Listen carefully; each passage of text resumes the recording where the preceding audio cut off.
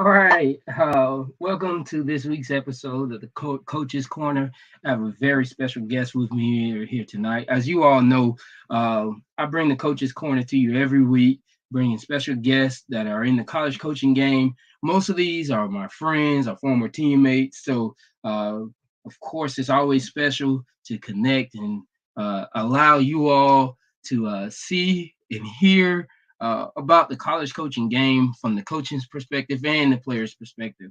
With that being said, this week's guest is a dear friend of mine. I think he's a legend in Polk County, a legend here in the Gaston County area, in the Big Bend area, former coach here in this area, current South Carolina State defensive coordinator, former defensive coordinator at Benedict, one of the rising stars in our profession. I've had a chance to watch him grow as a coach and just really enjoyed him as a teammate. Coach Jordan Odaffer. Go Dogs. What's How you doing going there, on, big Coach? coach? I'm doing all right. I like that Go Dogs. Man, I'm so proud of everything that you've been doing, man. Appreciate it. Jumped a little bit, but we appreciate it and appreciate the moment just to talk. First things first, just want to give God all the praise, all the honor, and all the glory. Been blessed in so many ways. And, at our place, we're going to keep God first in everything we do. But I appreciate you taking a little time out today and talking it up. Oh, yes, sir, man. I appreciate you being on here, man. Just going way back, and like I said, seeing your progression through the coaching ranks, man. It's been amazing. But I would say I'm surprised, but I'm not, man. Like I watch you grind as a player, and I think in my opinion, one of the most underrated players on our team in college. High football IQ, tremendous tenacity and toughness, and just always admire that about you, that grit. Always have my respect, which is, in terms of the linebacker, you know how that goes. You got to you got to earn your respect at that position, and linebacker safety. You were a dog in every sense of the word. So I'm just so happy to see you progressing in the college ranks and doing all the stuff that allow coaches like myself to see the blueprint and follow through, man. So congratulations on all your success, man. Oh, Coach, I appreciate it. And from a guy like you, that's a ringing endorsement. I mean, shoot, if anybody's been 6 times all MEAC, it's probably you because you were the guy.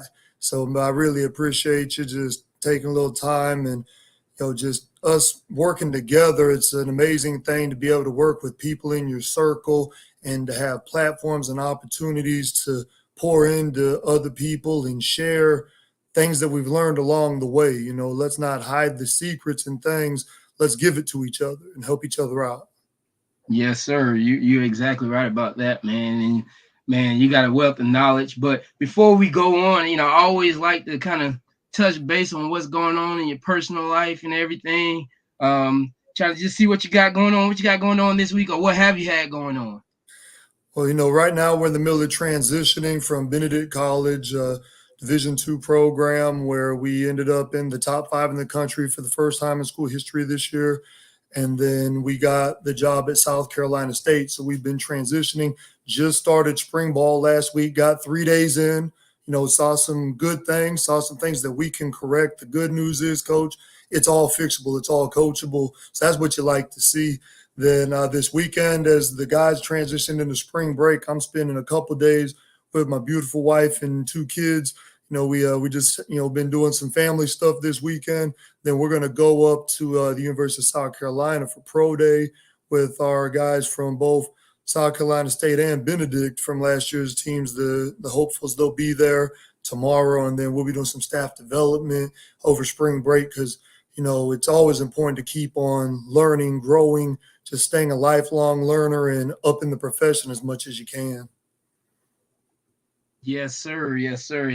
Especially that time with the family, man. That's so precious and stuff. Because really, that's why we do it, right? That's why we grind is for our family. We just happen to be gifted in athletics. So that's what we usually uh, tend to make our discipline, whatever we're gifted in. So I know you're enjoying that time with your family, man. So that's So always it's great. nothing better. Nothing better. I know as a former high school head coach, I know you don't always get as much time with your tribe either. So when you can, I know you're trying to be there as much as you can. Oh man, 100%, man. That is a grind. And then I have two little ones, but those two quickly turn into 82. When the season, I mean, it's not just when the season's in; it's just year round. Keeping up on your guys because you got to be embedded in them. So my family becomes an extended family, and I think you know what that's like of having your blood, flesh and blood, and then your extended family in football. So it's always a hard balance. So, but of course, like I said, I appreciate you joining me and taking this time, doing your personal time, because you're not on the clock right now per se. Even though coaches never really get off the clock, we're always coaching. So I appreciate you joining me. But No problem. yes, sir. Yes, sir. So I want to talk to you about something that you are very familiar with. You're from Polk County, right? Polk County, Florida, baby. Polk County. Hey, man. So what was it like growing up and playing ball in Polk County? Because like when I think of like Florida, man, and people from Florida, I think of Polk County, I think of Dade County, I think of Hillsborough, I think of that from Central Florida down. When you think about Florida, that's what you're thinking about. So, what was it like growing up and playing ball in Polk County, and then where'd you play at? So it was awesome growing up in Polk County, Florida, playing football. Per capita, Polk County is one of the most talented areas in the country. There are a lot of really talented young men there. They work hard. You've seen some of the best guys that have ever done it come from our place. You have guys like Ray Lewis, who everybody knows Ray Lewis. You think about guys like C.J. Hudson and Travis Henry, or not? Yeah, Travis Henry. I almost slipped up with Derrick Henry, but they held the state rushing records for years until a guy like Derrick Henry from Yulee came along. Those guys are really good backs at Frostproof. So you're Hmm. playing and like you might play a kid just across the way down in like Mulberry, Florida, a guy like Justin Forsett who played, I believe, 10 in the NFL. And you're running into him getting contact 15 and 20 times in a game, getting him on the ground. And you're like, man, it was a regular night. Then you find out for his senior year, he's at a school in Texas. He's like Mr. Texas football in their division. So you're like, man, there's some players around here, and that's something I know as a coach. I know that there's kids down our way. I mean, you think about some of the amazing programs down there, like Lakeland, Florida, where Coach Bill Castle was named as the coach of the century. They had the Gator Knot team with like Chris Rainey, Ahmad Black, the Pouncey twins. And that's 4 NFL guys in one senior class. And they had 8 guys went to the University of Florida that were around helping them win national championships when Urban Meyer was the coach. So as you grow up in that place, you're playing guys like Alec Boston, who played in the NFL, went to Florida State. We're in the same graduating class. You see these guys, and a lot of times guys are like, man, I can do that too. And you see people that are just as talented, have the opportunities, have the skill set, the IQ, the acumen, but sometimes they don't make it out. Like we all know in all of our neighborhoods, there are as many guys that there are probably more guys that never got out that no one will ever know their name that could have been even bigger names than some of the people that did. But for me, I went to George Jenkins High School. The last time that, I think that they might have went during like the COVID year when you had to opt into the playoffs. There's like a play-in Hmm. system and all that. But before that, the last time we went to the playoffs was our senior year of high school. We had an all-state running back named Tyus Thompson on our team. He was a heck of a player. He was a junior that year. Guy you met, Anthony Wilcox, my buddy, the safety, was with me a lot. He was trying to come to FAM, but things just didn't work out. He went out to junior college, then he started at University of Arizona. You had guys that, like defensively, we had guys at Arizona, uh, in Eastern Illinois in the secondary. You had also at linebacker, you had Eastern Illinois, Louisville, myself at FAM. You had Wake Forest on the D line. You had Auburn on the D line. You had guys all over the place, and we had a good club. But for us, our senior year ended at Tampa Jefferson, who was at one point ranked number 2 in the country. And Andre Caldwell was their guy. He was about a 13-year NFL guy. They just stopped throwing it to him, put him at quarterback because he's a dude. Let him touch the ball every play. But they had that year, they had 10 D1 guys, FBS, had some other FCS guys. The next year they had a dip off and they had like 8 or 9. And then the next year, like 11, including like guys like Alex Suber, whose brother was a quarterback at Bethune, but he went to Middle Tennessee State, played in the Yep. CFL. He coaches at Middle Tennessee State. Now, he probably has come by your place if you have a corner because he's out there finding dog DB. So if you got one, you're going to see him probably. Yeah, That's yeah. a little bit about our place. Yep, man, that's Florida though, man. Like, people, especially when you get down to like Central and South Florida, and then, it's just, and that's just the frequency of kids. It's a high population. Guys are hungry. You go into school with 3,000 other people and all those things like that. And then North Florida, you get up here, and it's like dudes all over the place, but it's more so spotty. You have 3 over here, you have 2 over here, and so it's Florida. You know what I mean? You're gonna find D1 talent no matter where you're at. Of course, I'm familiar with Polk County football, playing with so many of you all in college, and then of course, being from Vero Beach originally, you hear about Lakeland and Lake Wales and Bartow and George Jenkins and Lake Gibbs. It's Polk County football, so it's different, man. It's hard to explain, man, because y'all aren't, when you think of Polk County, you don't think of like a major metropolitan area. Even though Polk County is not small, you think of backwood, tough, like meet me in the back alley type of guys, man, that just kind of, different, And one thing I remember, I used to, I think, what was that? Who was that? Was that Roy Jones Jr. that came out with the song? Who was that? The Body Headbangers? Oh, man. Hey, man.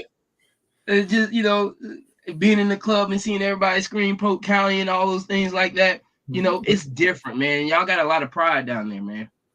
We do, and part of it's probably because, in our area, like you said, it's not a metropolitan area like Tampa or Orlando. We're right between the two. You have Lakeland is the biggest city, the staple. And then, like you mentioned, a lot of smaller rural areas, places like Fort Meade, which will have D1 kids on a regular basis. Mulberry, which will have D1 kids. Kathleen, which is in Lakeland, had about as many NFL guys as anybody for a while there. You look around Haines City. There's been years where Haines City is really good. We've had a lot of our community schools have other schools added to the area. So now, like, some of their talent pools have gotten split up. So some of those teams that were historically strong back in like the 80s and 90s, they've been touched and had some players carved off of them. But still, you can come down our way and find kids. You just got to have to drive around a little bit more than you would if you went down to Miami or Fort Lauderdale because – there's 50, 60, 70 schools in their county. We're in the largest county in Florida, and there's like 23 high schools. But a lot of it's like backwoods, like you said, besides in Lakeland and a couple of the other like areas that are a little more, put together. But it's mainly, backwoods and rural, like you said. Yeah, yeah. So, you touched on the guys that were on your team, and it just sounds like a team full of dogs. And so what was that culture like? Because when you start naming that many, Division I, whether it's FBS or FCS players, which people don't realize how hard it is still to go FCS and play at that level, that means that your high school culture had to be very competitive and challenging. So what was that culture like for you in high school? It was interesting because, like, our program – I think they've been to the playoffs one time in like their first 10 years because it was a newer school that had kind of, like I said, it had carved off some kids from here, some kids from there. So it was a newer school. We were working while we were there. It was a little different because you wanted to beat some of these other bigger name schools and programs, and you wanted to be a part of doing something for the first time. And we would work and we would put in time. And like for me, I think the thing that's always been helpful to me is I'm not afraid to work. And sometimes that'll put you in better situations even than talent, than ability, anything else, being willing to work. Cause like for me, I would get a couple of my buddies. I'd be, hey man, we gotta go to the weight room today. Come on.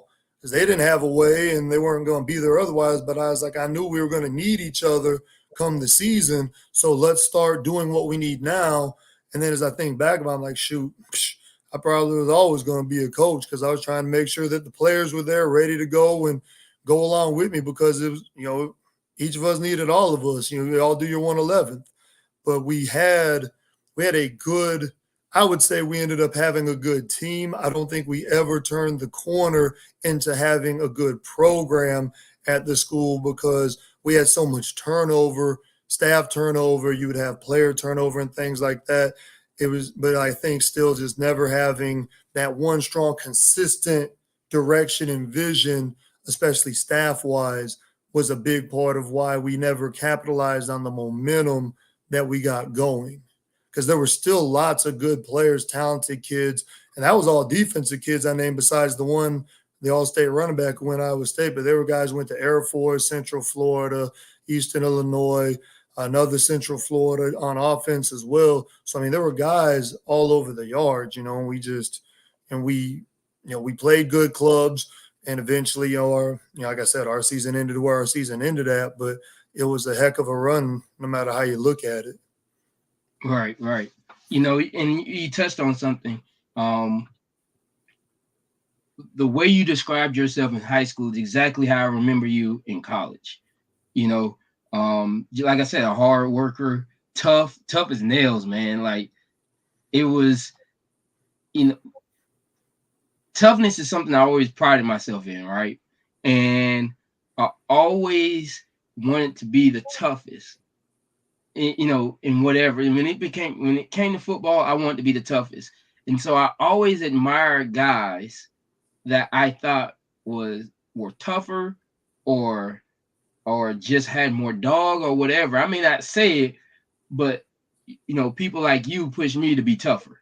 You know what I mean? And I think you did that at film. Our college practices were always competitive and stuff. And when you say being a leader in high school, I saw those attributes as a player. You were always cool, calm, and collective, came to work. And a lot of people don't realize how much we take a bit of ourselves from the past and we take it with us in the future because it molds us, it scaffolds us into who we are today. And so everything you just said is exactly how I remember you in college. You know what I mean? And I don't know if you remember this, like there were only a few people that would go with me in tackling circuit. You know what I mean? And you were never afraid of any challenge.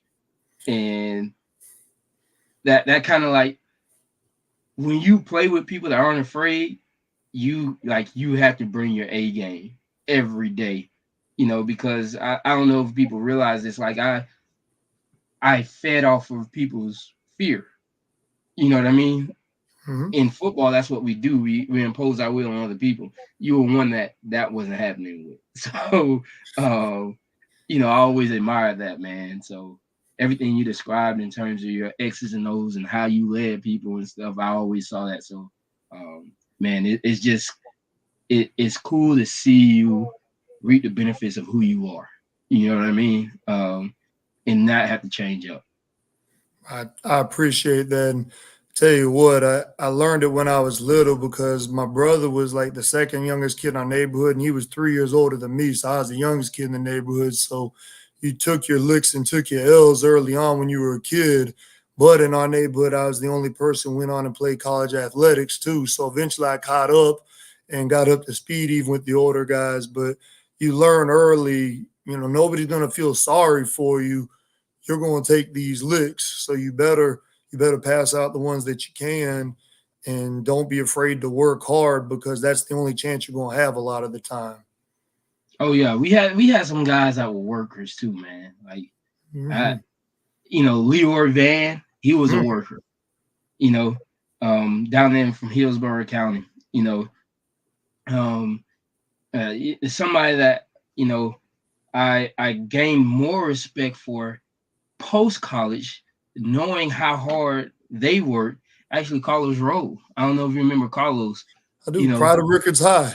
yeah. Oh, my dog used to be rapping Rick, man. I used to be, yeah, man. That was like Los. I used to, man, him always repping Rick in practice. I used to be like, man, can you shut up? But he worked, dog. That Carlos was a worker, man. So kudos to him. Um, that was those types of guys push you to be better. You know what I mean? People that Mhm. work, people that grind, people that understand the process. I got Fred Griggs giving a shout out right there. Rick, My guy. That's my yeah. guy right there. My first season coaching, I coached Fred Griggs. Fred was a dog, man. He was truly, truly. Yeah, That was a ball player right there. He was a sophomore in high school, and I coached him. yeah. Now he went on to play some arena ball too, didn't he? He did, and if I'm not mistaken, he's coaching arena ball or was coaching arena ball after he wrapped. Oh wow, yeah, yeah. See, I kind of keep up with them from afar and stuff like that. Mhm. Um, those Rick guys I keep up with from afar because I don't want that Rick juice to get on me. But I always respect their grind. They got a lot of grind, man. So I respect that. Um, so um, so he said he's in Duke City right now. Hmm. But yeah, man, that was a dog. But going back to FAMU days, how did FAMU mold you into where you are now? Like what was it about FAM that you took away and you say, look, I'm gonna remember this? No doubt. So one thing, this isn't that specifically, but I learned something in our very first team meeting when Coach Joe said, "If you don't have paperwork, you don't have anything." So I still to this day I keep copies of everything. I keep my documentation because if if you went to school with us, you knew what that meant. You better have your paperwork, or else they're gonna have some. There's gonna be some errors on things, but I learned a lot about being a man during my time at FAMU. I was fortunate to be under the tutelage, just like you were, of some great coaches and men. Quiet as a cat, like I said, my first coaching position was at Rickards High School. My former position coach, Coach Maurice Johnson, who we still communicate to this day, he got me set up there working with his old college roommate, Coach Antonio Bradwell, who I ended up working for at West Gaston after our stint at Rickards together. But you had people that poured into you, and you might not have even deserved it at that time. You probably weren't the product that you needed to be for people to put time into you and care about you and pour into you and be a fountain in your life instead of a drain. But with them doing that, it shows you the right way to do things, and it shows you how you're supposed to do it. If like Coach Joe could pull up on me on the golf cart, grab me, and spend some time talking to me, knowing that because of my transfer status, I was going to be ineligible, but he was going to spend time pouring into me. That's important. Like, that's big. A Hall of Famer talking to a guy that he knows isn't going to be able to help him play this fall, but he's spending time because he saw something in me, and I appreciate that. And it's funny, like in all the pictures and everything I seen, is one with me and Big Coach when I was working with his brother up in Virginia when we was down in it'd be in Mississippi. But I learned so much there. I learned in the College of Education how to carry myself as a professional. I learned how to navigate through different spaces. So I'll always be forever indebted and grateful to the Florida Agricultural Mechanical University. Absolutely, absolutely. Hold on, my computer's freezing up. Hold on. No Yeah. problem. So I want to go into when you start talking about being indebted to FAMU and so on and so forth. I want to go into your professional track. How did you get to South Carolina State? Like what brought you there? Like we had some I would say we had some battles, but when I was in college, South Carolina State usually got the best of us. And that was a rivalry that I never had the opportunity to win while in college. So, with Coach Pugh, buddy, I'm probably saying it right, Pro Pugh, Coach Pugh. yeah, who's from Fort Pierce, Treasure Coast, I'm a treasure Yeah, coach guy, so I'm you kids. know. So, um, y- how did you get there? Like, walk me through the steps that got you to where you're at. I tell you, like the biggest thing is probably prayer. You know, God, God had a plan, and He put a path out there that I never even saw really, and I've just, as much as I could stay on the track, and when I made a left, I just had to make three more lefts to get back on the same line I was supposed to be on the whole time. I always saw myself. I always figured I was going to be a lifer as a high school coach. I wanted to coach young men. I wanted to pour into young men's lives. And I thought that was the place for me. One spring when I was at FAM, I was home after spring ball and I was just working at my old high school. And the JV coach there, who was still there, and he was there until he passed away, and now the field is named after him. He asked me when I was getting done in the weight room and running hills and stuff like that. He says, "Hey, my secondary coach for JV is sick. He's not here today. Do you mind helping with our DBs today?" So I was like, "Sure, coach. Anything for y'all. Y'all let me come back, work out, do stuff." So I did that one day, and then I realized I knew that's what I was going to do. I knew I was going to coach. So with that, I was in. I was like, all right, I know what I'm doing. I'm gonna teach high school. I'm not gonna worry about like athletic training or sports management or anything like that anymore, because I always figured I was gonna be in sports somehow, but I didn't know I was gonna be a coach. So anyway, start there. Late on in college, I'm finishing up my degree, coming off of a pretty bad leg injury, and Coach Johnson, who connected me, like I said, with Coach Bradwell, who was the defensive coordinator at Rickards High School under Coach Blakely, and I spent a season there. I went there to be the outside linebackers coach, and by the second day, I was the inside and outside linebackers coach, and I was the special teams coordinator. Don't really know how that happened, but it did, so that's fine. You work on it. Coach Bradwell saw me work and put in time. We saw that I was someone who was like very locked in on ball. So when he got a head coaching position at West Gaston, he asked me to go with him as his defensive coordinator and assistant head coach.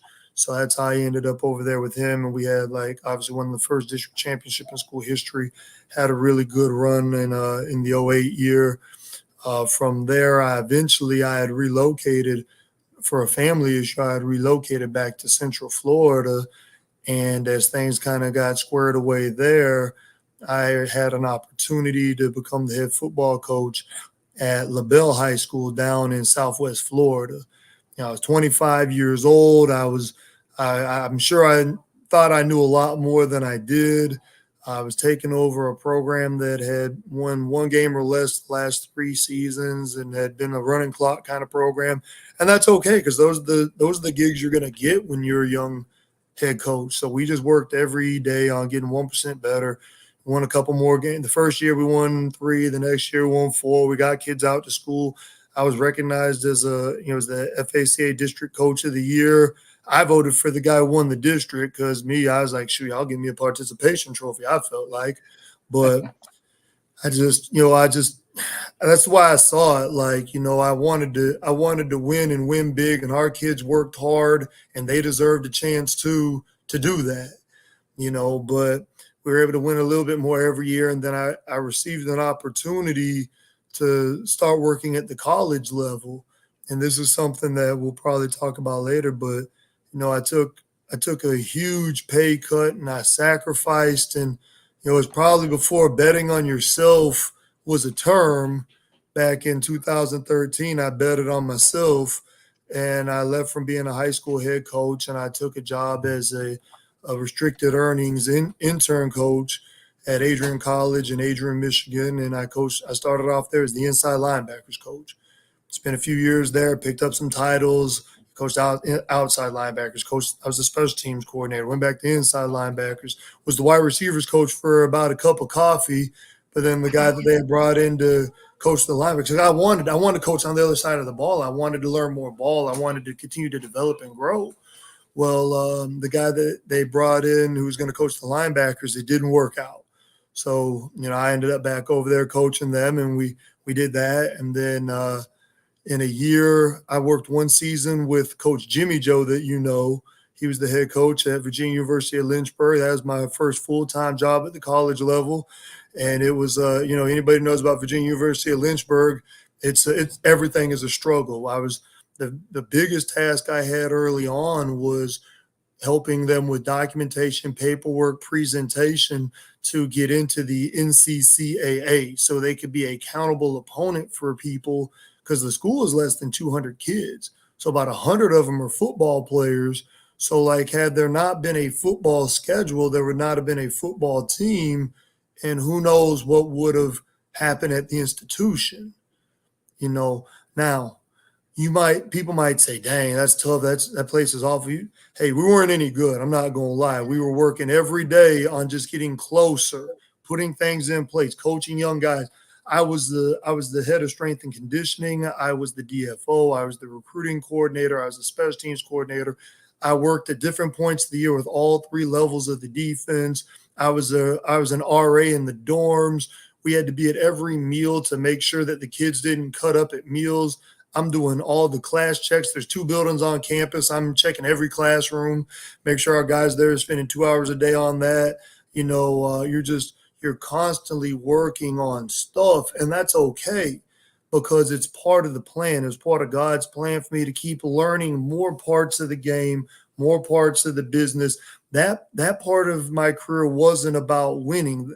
That part was about redefining what winning was, us getting a little better. And I really felt like had we had another season, we would have had a chance to see some of our hard work bear some fruit.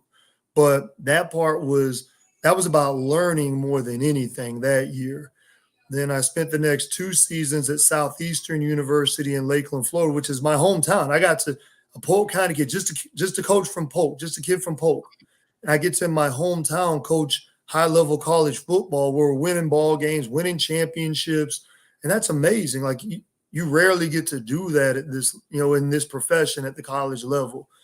And then with the change of head coaches, I received an opportunity. There was a change at Southeastern. There was a change at the top. And while there was a change at the top, I was still there working. I received an opportunity to start working at Benedict College in Columbia, South Carolina, with Coach Barry on his initial staff. And that was huge for me, because I've developed a ton as a coach from a professional development standpoint. I learned so much about offenses from being in the same room with someone like Coach Barry, who is such a strong offensive mind. So I had to learn stuff that nobody was doing what he was doing in the leagues that I was coaching in. So now had to develop all these thoughts and processes and checks and balances for what offenses do. And ultimately, we went there. We took over at a place that had been 1-9 and went 5-5 after COVID. Then we went back to back 11-1, 11-1. And, with amazing coaches on our staff, a super administration. Dr. Rosalind Clark Artis is amazing. She supported Coach Barry through everything, and our staff was awesome. And our kids, man, I loved our kids. Our kids were amazing. I tell them, and I mean it, I wouldn't trade our guys for anyone else's.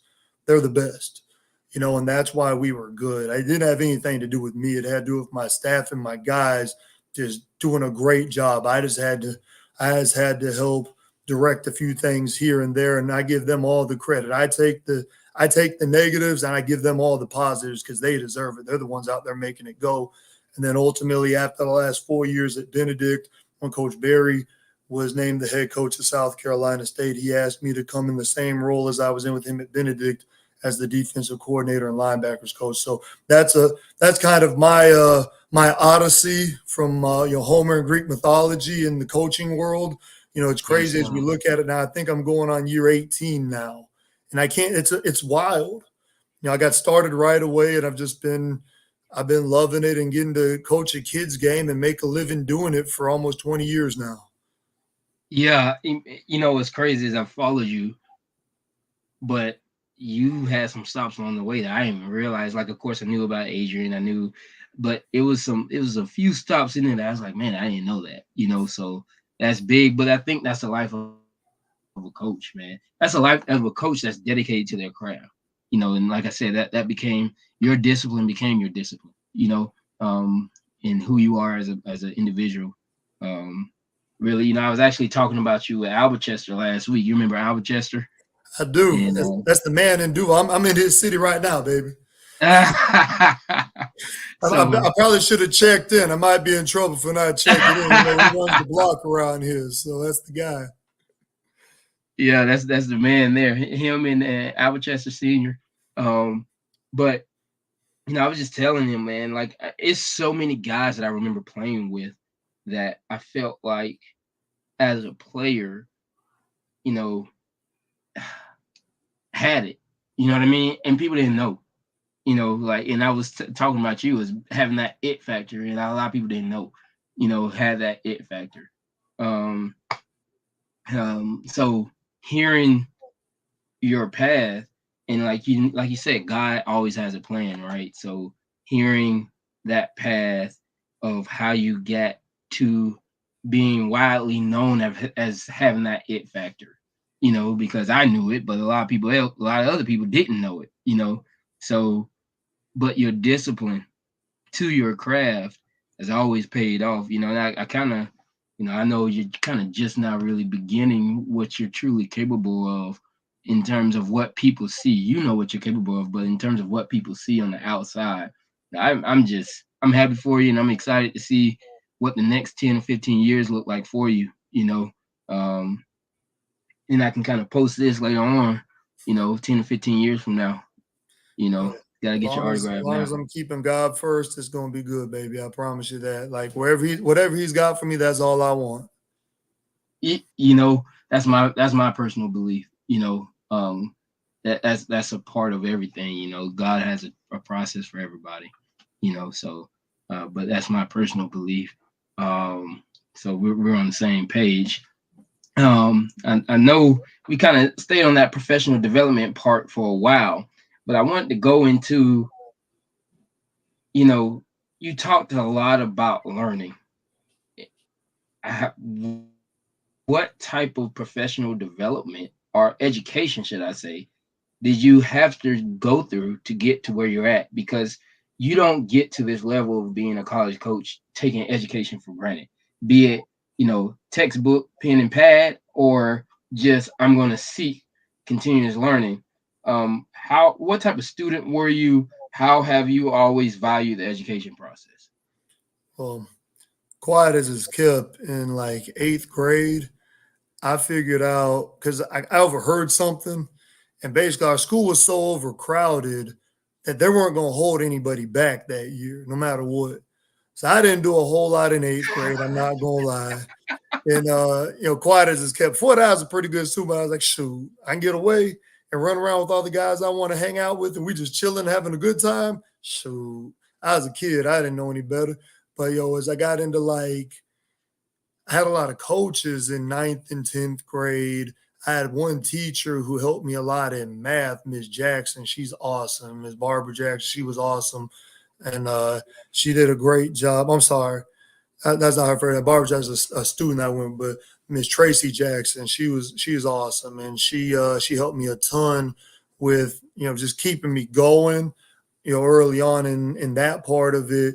And then anything that, like, because sometimes it'd be like one thing you might not get and then you fall behind. So she just always spent time, like when I could come in or whatever, I get some help.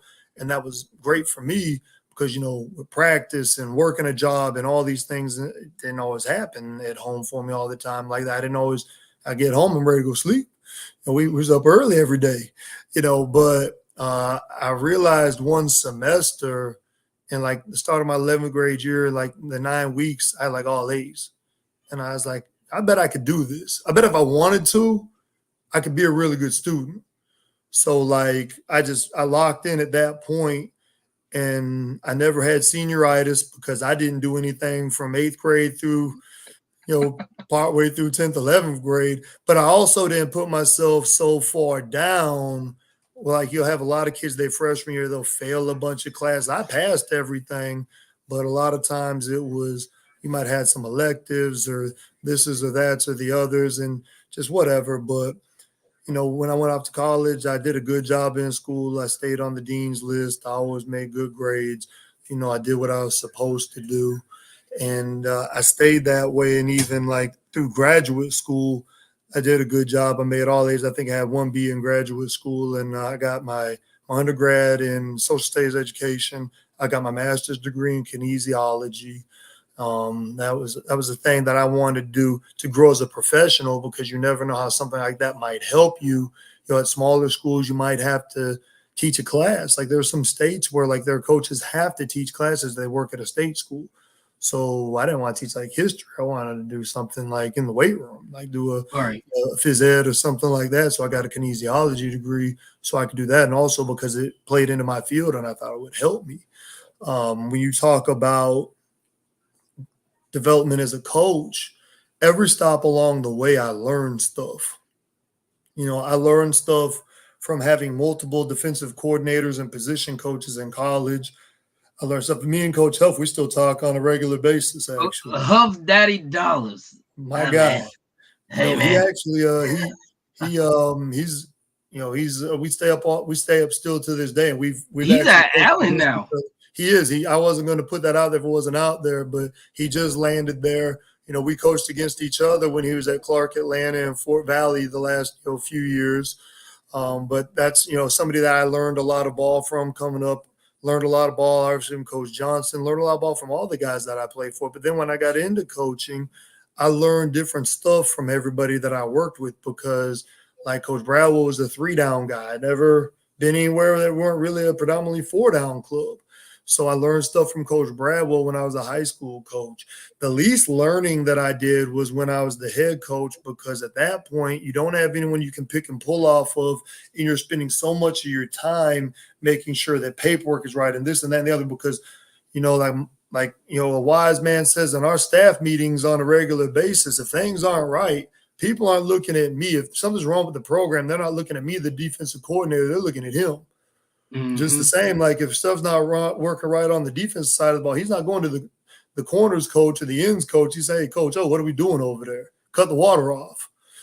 So that's where it starts. But like it's us. So when I was the head coach, that's probably the least learning I did. It was refreshing when I left from there. And I was basically like the low man on the totem pole when I started at Adrian College. But I learned a whole new scheme, a whole new system, a whole new terminology. I learned about the process of, just admissions processes and financial aid processes. And obviously every level is a little different. So working at a Division III school, there are some things that go with you, even to FCS, but there are some things that you got to leave there. You've learned all a lot for you there because it's not the same. But I learned stuff from Coach Deere. Coach Deere was a guy who had been known for having nationally ranked defenses, won a couple of championships there. And it was amazing working with him and learning what I could learn from him along the way.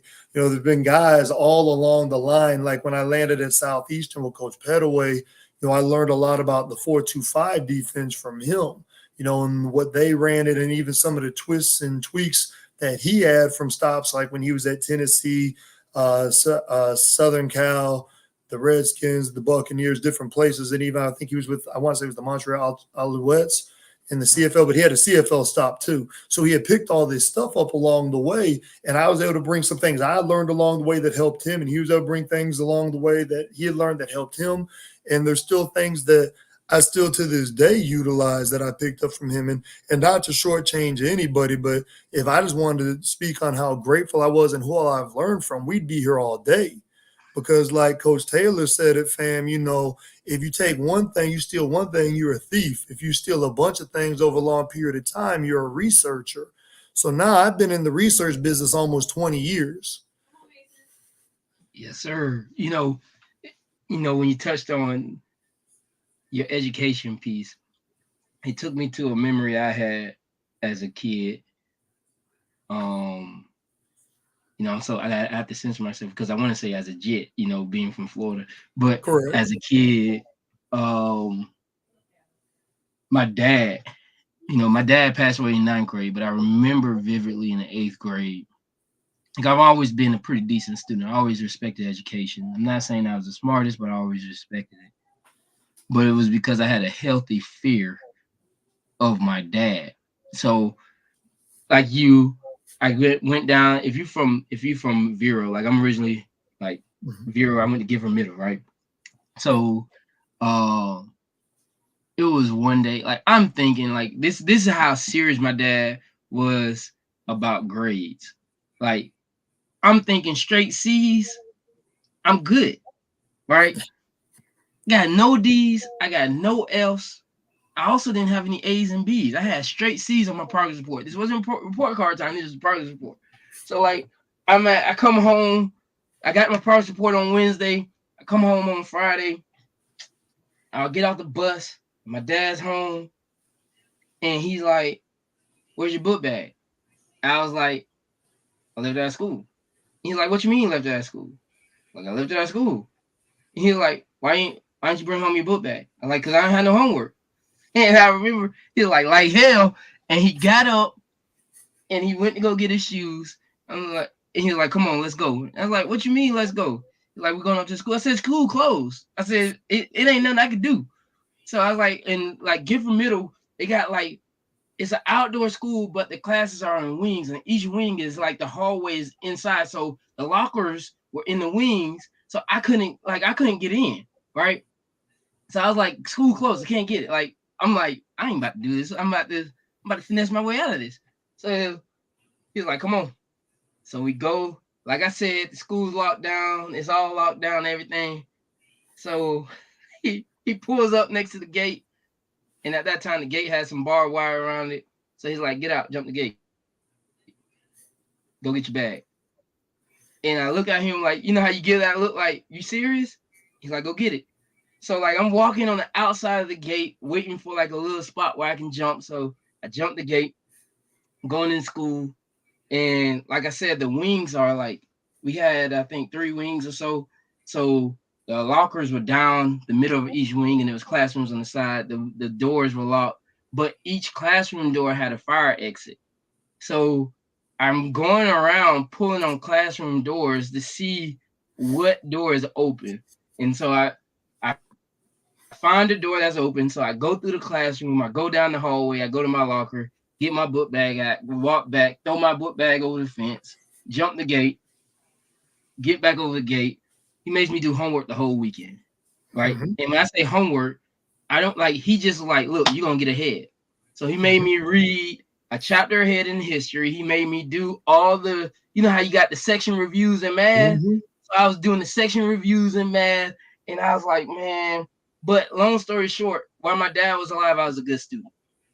Right. And I continued that for a while until like I think probably like my junior year, I kind of took a step back um academically. I knew I was straight. I never like was a horrible student. Like I just kind of went on coast. I knew I was good. I had over a 3.0, and I took the ACT my freshman year. And at that time, like you know, NCAA sports was on a sliding scale. Like you Mhm. determined what score you needed based off of your Right. GPA. You got it. Man, hey, you can ask my sister. My sister hated me, right? Because we took the ACT together. I took it after a track meet. And it was a Saturday. I had to go down to Fort Pierce to take the ACT. You can ask, I think Mike Cobb. You know Mike Cobb? Name's So familiar, but I don't. he's the running backs coach at Rickers now. So Okay. Mike Cobb was in there. Mike Cobb's from Vero too. So they're all in there. I fall asleep on the test because we had a track meet in Kissimmee the night before. So we got back late to get up the next morning, take the test. I wake up from the test. I got a puddle on my test because I'm like knocked out sleep. All right. Yep. And I'm like, oh man, I did horrible. This was like I didn't do great, but I got like a 19 or something like that. Right. 19 over 3.0, you already hey, good. Hey, when you Good. talking about after that, I just knew I had to keep my GPA over that, so I That's didn't right. take the ACT no more after that, man. I was the classic underachiever. So I was like, man, I took that, man. And if I would have known any better, of course, I would have been a little bit more serious and more studious about my books and, taking it over and, tried to go for academic money and stuff like that. But, I knew what I needed Right. and I got it. And then at that point, it was just about making sure I maintained my GPA over that standard. So that's literally, I hate to say it, that's how I went through the rest of my high school. Um, is like just making sure my GPA stayed over that test score grade that I didn't have to take it again. Um, That's right. that's the sad part. That's sad. I think that's really sad. I think that's worse than skipping classes when you just kind of sail by and you just do just enough. But going back to the straight C's and how your mentality kind of shows itself at different times, my dad told me that the C's showed him I put forth no effort because he was like, you're naturally smart enough to get A's and B's. And he was like, Right. what you did here was you did just enough not to get home bring home any D's because you knew D's weren't unacceptable. So you did just enough thinking that I wasn't going to say anything. And that was a life lesson for me because, little, like you said, little things along the way you pick up, and Mhm.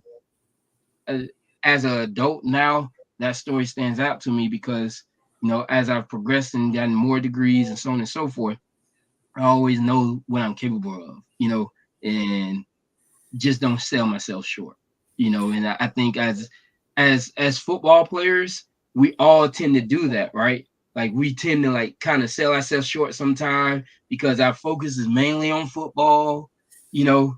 Uh, so the education process has to be, it has to come number one because you need it, right? Like you need to constantly turn into a lifelong learner at some point, which I know we're probably going to touch on later on, knowing you. But I just had to share that story of like what education, how that education has meant to me because, man, I'm not gonna lie, man, my dad scared the heck out of me, man. Like I was terrified of him, man. Like if he would have told me that I had to read an entire encyclopedia overnight, I would have stayed up all night reading that doggone encyclopedia because that's just that's the reverence I have for him. So, Well, but sounds like not only a Hall of Fame player, it sounds like he was a Hall of Fame father too. So he did a he, great job, and he sees you. well, I appreciate that. I appreciate that, man, and hopefully I make him proud. But you've gone to a lot of different stops, right? Been Mhm. here, been there. You've done everything under the sun. Probably even driven the bus. I know I have.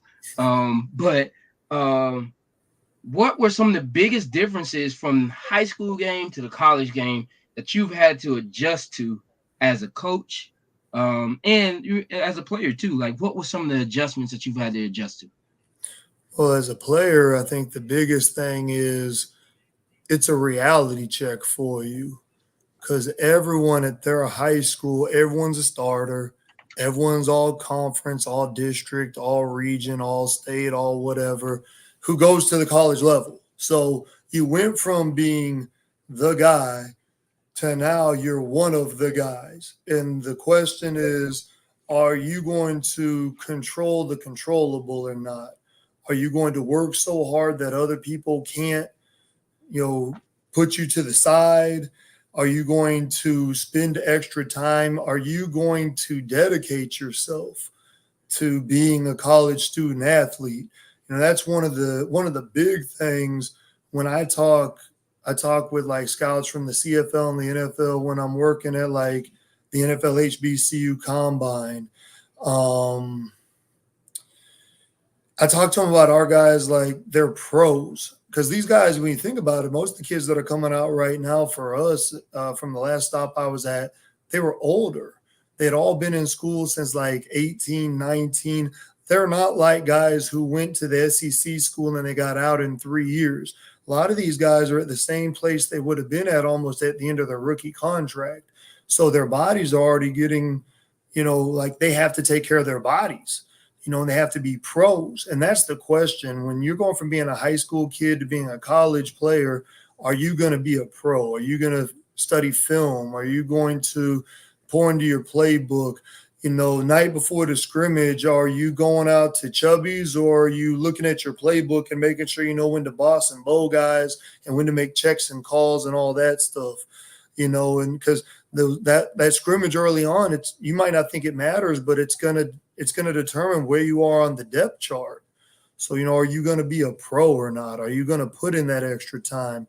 And then, like, when you look, I think about like some of the major things, difference between being a high school coach and being a college coach is when you're a high school coach, where I'm from, you're teaching classes still. And you might not be a PE teacher. Like my planning period was when we had our football class. So I didn't have a planning period. Like, but that's okay. Give us the weight, we'll carry it. Whatever it is, let's take care of it. So like you're taking kids home, you're buying kids cleats or meals or whatever. You make sure that guys have what they need. It was funny. I was making a lot more money when I was a high school coach than my first college job, but since you couldn't buy them stuff, then I probably broke about even because I was always spending money on all the kids all the time in high school. But outside of that, we at the college level, parents are sending you their most treasured possession, and you have them 24/7 at your place. And now it's our job to make sure they're going to classes. Not their parents' job to wake them up and make sure they get to the bus or whatever. It's our job. You might say, oh, well, they're grown, they need to do it. Yeah, but at the same time, if we get a kid and we bring them in and we don't retain, so we recruit them, then we got to retain them, we got to develop them, and we got to graduate them. And if they play more football, awesome. But if they don't play more football after that, we did a great job by keeping them in school and graduating them and developing them and teaching them life lessons. So we got them everything. We're with them on financial aid. We're with them on equipment stuff. We're with them in meetings. At home, they might go home and talk to their brother or their parent or something like that, and they can get to their people. Here, we're dealing with kids that might be states away from their family, and their mama, who's their whole world, is sick. And they want to go home, but they're not a doctor and they can't do anything really to help her except for be around and support. But mama doesn't want them to come home. She doesn't want them to leave school. She wants them to be successful still. And like we go through so much with our guys, but ultimately that's the job. That's what we got to do. It's the profession is what I should say, because it's not a job. It's a calling. It's ministry. It's all these things beyond a paycheck. But that's what we're supposed to be doing. And if we're just teaching them X's and O's and how to tackle and things like that, we're failing them, because they're going to live a lot longer on this earth as people that are not football players than they did as guys that are, college and professional football players. Yeah, that's one thing I can say. Like when you start talking about retention, that's something that even as a high school coach, we're trying to focus on, and that's grades, and just every nuance, trying to keep them out of trouble, because trouble finds you in high school, and because you're still making ill-advised decisions and stuff. So, the retention part is big, and of course, there's another piece of the retention part in high school is understanding the curriculum of your school, because every school has a different rigor. And so some kids can get into certain schools and excel, and then some kids go to another school, and that same kid that was excelling at this school is struggling at this school. So as a coach, I'm having to make sure that I provide the extra opportunities for them to maintain their GPA so they don't drop down below. Talking to our guidance counselors, making sure, hey, these are the kids that need summer school, because they're still young. They don't know what they don't know. And sometimes parents don't know what they don't know. So I'm trying to fill in and making sure, hey, this kid needs some school, this kid needs that. And I still lose kids by the wayside because it's hard. You know what I mean? It's hard to be that figure for so many kids. It's difficult on the high school level. I think a lot of people take high school coaching for granted sometimes because you're not just focused on the X's and O's. You're teaching life lessons. And freshmen come in like, oh my gosh, freshmen come in off the doggone chain, and you Hmm. have to kind of help them see it through because the freshman year is like rough seas, man. Like, I don't care who you are, that freshman year is going to hit you in some capacity, whether it's you making personal decisions that don't allow you to reap the benefits of your gifts, or the rigor of just having, some schools have a 7 period schedule, some people have a block scheduling. Like, you have to get adjusted to high school in ninth grade, and we can lose so many great athletes in ninth grade. you know Hmm. um Man, it is hard to make sure that you keep up with that retention. So when you start talking about being that figure for these kids, that's a reminder for me because um you know everybody has different home values, right? That they bring in with them. And I have to keep that in mind because honestly, I had great parents. I had parents that understood the value of education. I had a grandfather that was in the military who was a lieutenant colonel. I had parents that was going and old school parents. Like, I'm very familiar with the belt. You get what I'm That's saying? So I was terrified to get out of line. And so everybody comes from a different background where they have different personal values at the house, but no matter what's said and done, we're expected as coaches to help them see it through. You know what I mean? So the retention part is something that stands out to me because I flashed Coach Boucher, Coach Fuller up hmm there because Coach Fuller's done a great job everywhere he's gone, especially on the high school level of getting kids to see something bigger, seeing it through and reaching those kids, that need that extra support. Because it's tough, man. It's tough supplying that. And like I said, I gotta give a shout out to my mom because I remember after my dad died, people were like, that boy needs to get a job. You know, my grandmother down south. Now, my grandma in Tallahassee, she was very like, okay, I understand this is what you're gonna do. I'm gonna push you to that. My grandmother down south was like, he needs to get a job. He needs to go out and help you pay some bills. And I remember my mom was like, and my grandma down south is awesome. Like, she is a big part of who I am today. But I remember my mom saying he has a job. He's going after school. He works out every day.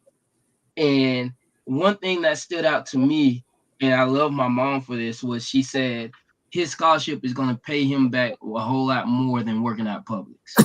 correct. You know, so they pushed me, and then I was a knucklehead a little bit. And my mom sent me up here to Tallahassee before she moved up here because her mom and dad were up here. And like I said, my granddad was a military guy, so they kind of got me on that act right in terms of making sure that my life stayed structured. After my dad passed away, and making sure, like, I remember my grandma like waking me up in the morning, making me eat breakfast, and then she sent me on like a 3 mile run. You know what I mean? Like, when I say my grandma was about that life when it came to sports, it was like she was like, "Hey, yo, stop being lazy, go run." You get That's what I'm right. saying? Like she was about that life, and so I owe a lot to her. And if you know Vertia, she used to coach at not coach, she used to teach at Griffin. Mm. So she really helped me stay focused and understanding what the process was for me. And now as a coach, the kids that aren't blessed with those types of parents, I have to be that type of coach for them. Like, I text them on a consistent basis, hey, go out for a run, hey, do this, hey, do that, because it takes what it takes, and I can't let them slip off just because they may not have the guidance there at the house. So I got to take up, and if they don't take it, then that's on them. You know what I mean? But I'm going to make sure that they're in class on time. I check their attendance. I talk to the teachers on a regular basis because I don't want anybody to fall behind. You know what I mean? And some kids, this program may not be for them because of that, because everybody has different parenting styles, and they may not need that type of coach. You know what I mean? But it is my duty to make sure that nobody is left behind. You know what I mean? Like, we're gonna figure out how we can be successful together, and hopefully one day you remember me when you're successful. You know, um, because I think as coaches we all get excited when we see guys make it, guys get drafted, and we also get excited when those same guys shout us out, or when we have guys that turn out to be sheriff's officers or coaches, and they say, "Hey, I'm doing this because of you." We find enjoyment out of those. Like, hey, this is why I'm here, and I'm here because of the coaches that paid into me, and so that retention part is big, because that's life. It's like making sure that we help somebody else. Mm-hmm. Um, I want to, before, because I got some questions about the recruiting game, but I got one more question before we go into the recruiting, because I know a lot of people want to know about recruiting. Mm-hmm. So I'm just want to tease that if you got anybody that's out there watching, and we're going to go into the recruiting segment in a second. But your biggest mentors, you have a bevy of people that you said have helped you along the way. If you had to name two, you had to name two, who would those two people be? And yeah, I'm putting you on the spot. You got to name two. Well, one, and let's be clear about this. It's not because like I'm saying he's the best coach that I've ever had, but he was the person that I needed in my life when I was a high school kid. And he still to this day will message me and send me. It might be a scripture, it might be just to checking on me, things like that. But that'd be Tony Williams, who was one of my high school coaches when I was a sophomore. He was my linebackers coach, and he was still there as the DBs coach when I was a junior and a senior. But like I said, he's been in my life, as a coach this whole time. And ultimately, I think the next one is probably you know, it might be I don't know the way I view it. Some people might be, oh, that's a this or that's a that or whatever. But Coach Johnson, our coach from FAM, he literally got me my first job, and I haven't missed a fall ever since. And he coached me as a player, and he has always maintained contact with me. I know that he cares about me. So when I think about those two guys, and I haven't played a snap for them in 20 years. You know what I'm saying? Longer than that from my high school coach. It's been over 20 years, 22 years. It's been almost 20 years since I played for Coach Johnson. But I mean, these are guys who still contact me and check on me and care about me and want me to do good. So I know, like I always tell people all the time, I have two wives now. I used to only have one. I got a whole family now. But my original one was always I wanted to pour into young people the same way that people poured into me, especially when I didn't deserve it. So, like those two guys there have been fountains in my life and poured into me. But like I said, like I'd be remiss if I didn't mention there have been 100 people in this profession as either they coached me or we played together or I worked with them and they put their fingerprints on me and I put my fingerprints on them. And that's something that's lasting in this natural world that we live in. But those two gentlemen taught me about how you should care about players, how you should maintain with them even after they finish playing for you. And the ones that need it, they're always going to need it. Probably if they didn't have a dad coming up or something, they probably are always going to need you, and it's going to mean the most to them too. And they're going to want to play for you every time. So, but those two guys, like to put me on the spot, those are two, and that shoot, there've been guys I've learned lots of ball from a lot of people, but those two guys right there, you know, we day one. Yeah, yeah. And Coach Johnson, I talked to Coach Johnson like 2 weeks ago. I Mhm. don't keep up with him like I should, but Coach Johnson always been a genuine dude, man. Like a genuine guy. And I think a lot of coaches are just deep down genuine people, because we understand the influence of what we have at our fingertips, because of course these same people have done it for us, so we pay it forward in doing it for somebody else. So I appreciate that. So like I said, I tease the recruiting questions, right? And so now I want to go into it, like, because recruiting is something that a lot of people don't understand. It's a whole lot of nuances in that. Like, coaches sometimes don't understand, parents I know don't understand, even the guys that reap the benefits of the recruiting process and get the 4 and 5 stars.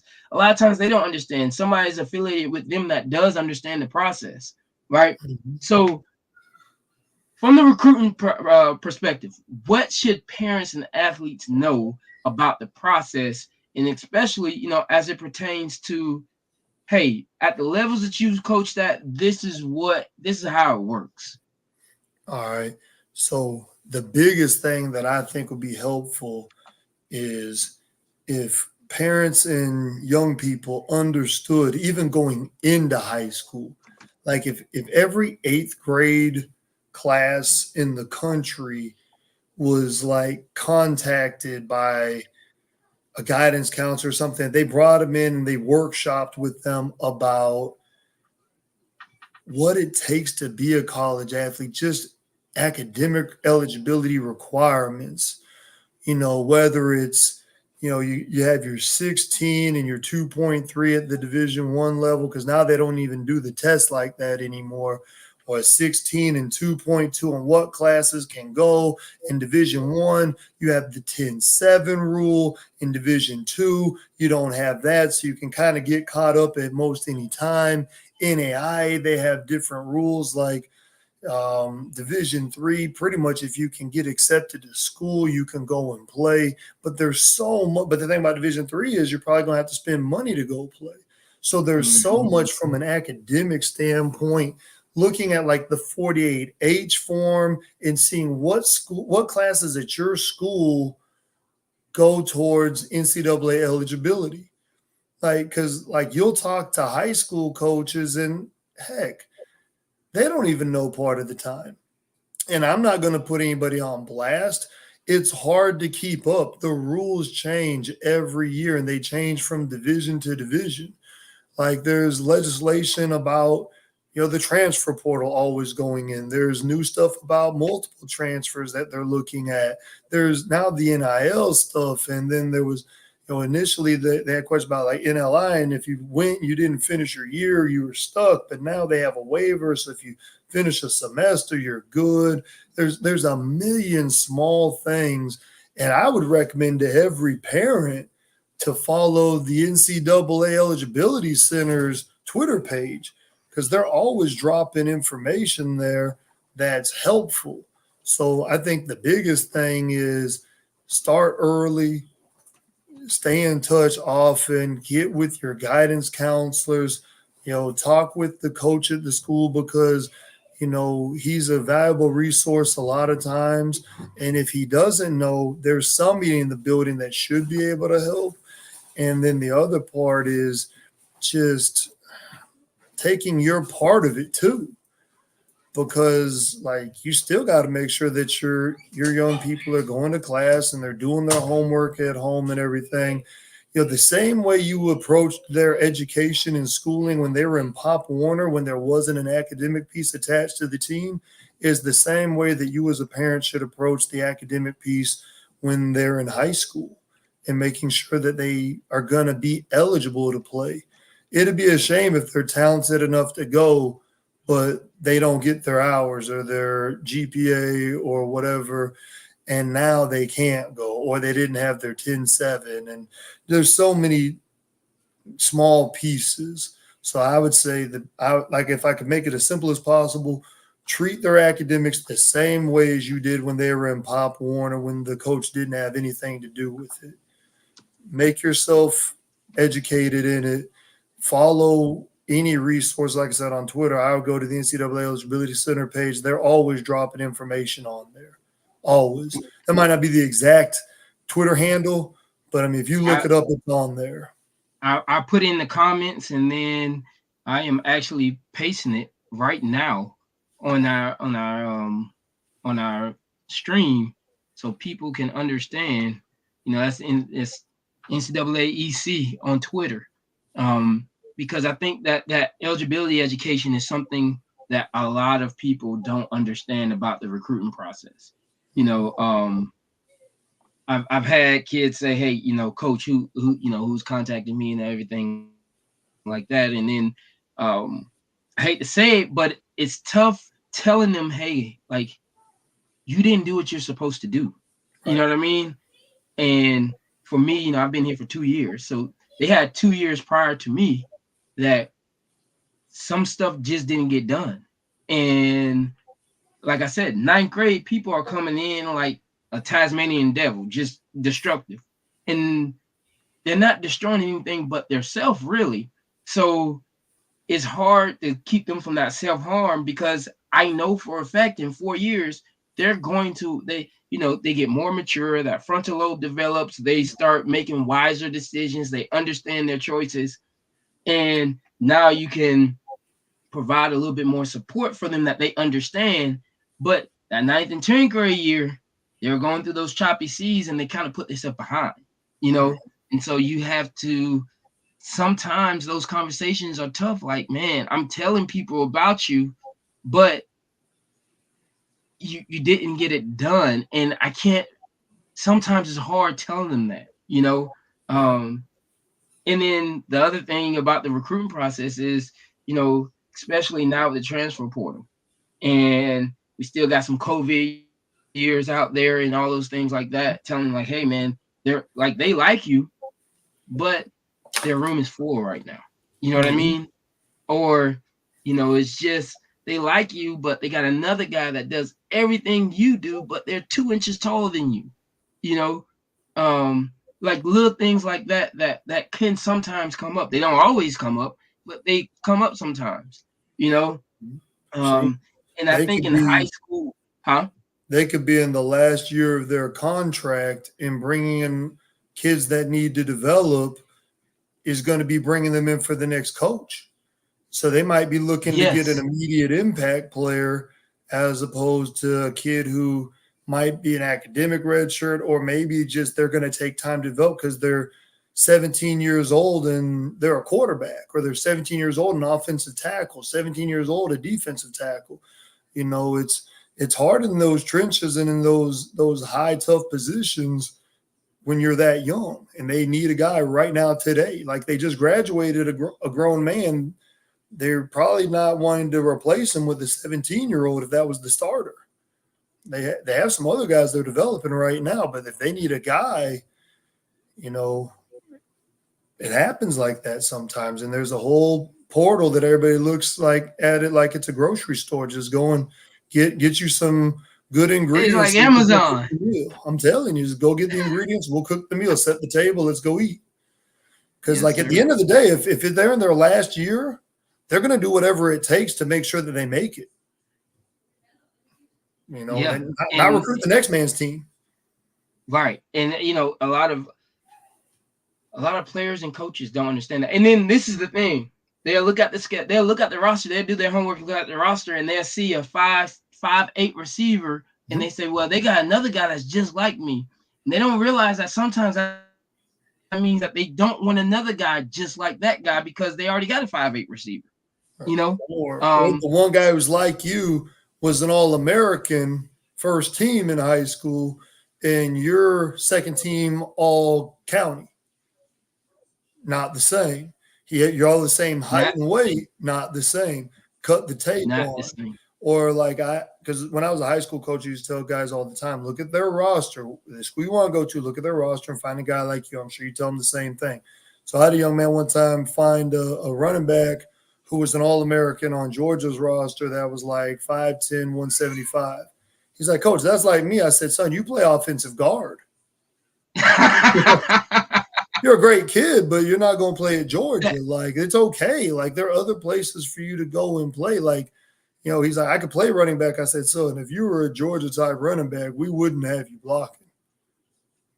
You'd be running the ball. That's another thing. Like, we don't get it right as coaches, right? We don't get everything right because we're coaches, not gods.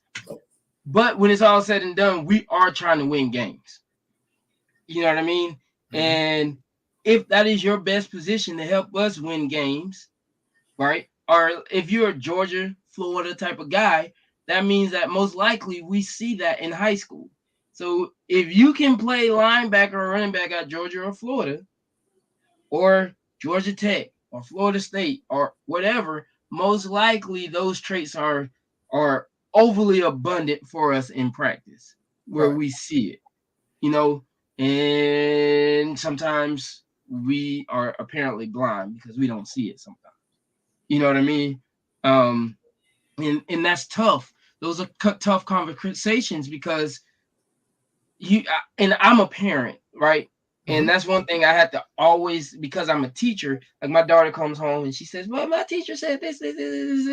And I have to put my teacher hat on, not my parent hat on. I have to put my teacher hat on.